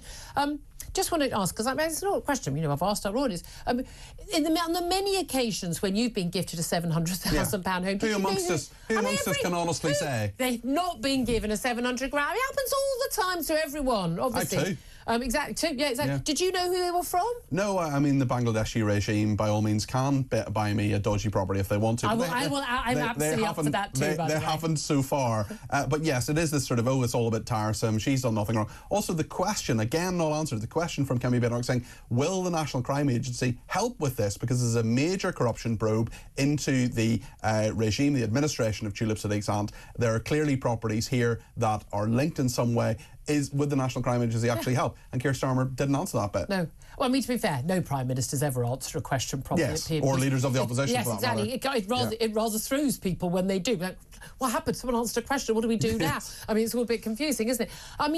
How damaging is this, though, to the Prime Minister? Because he has this incredibly arrogant air and this very tensioness. It's like, I'm rather above all of this. But, you lose your Chief of Staff, you lose a Cabinet Minister, you lost one of his close friends as Anti-Corruption Minister over a corruption probe, for goodness sake.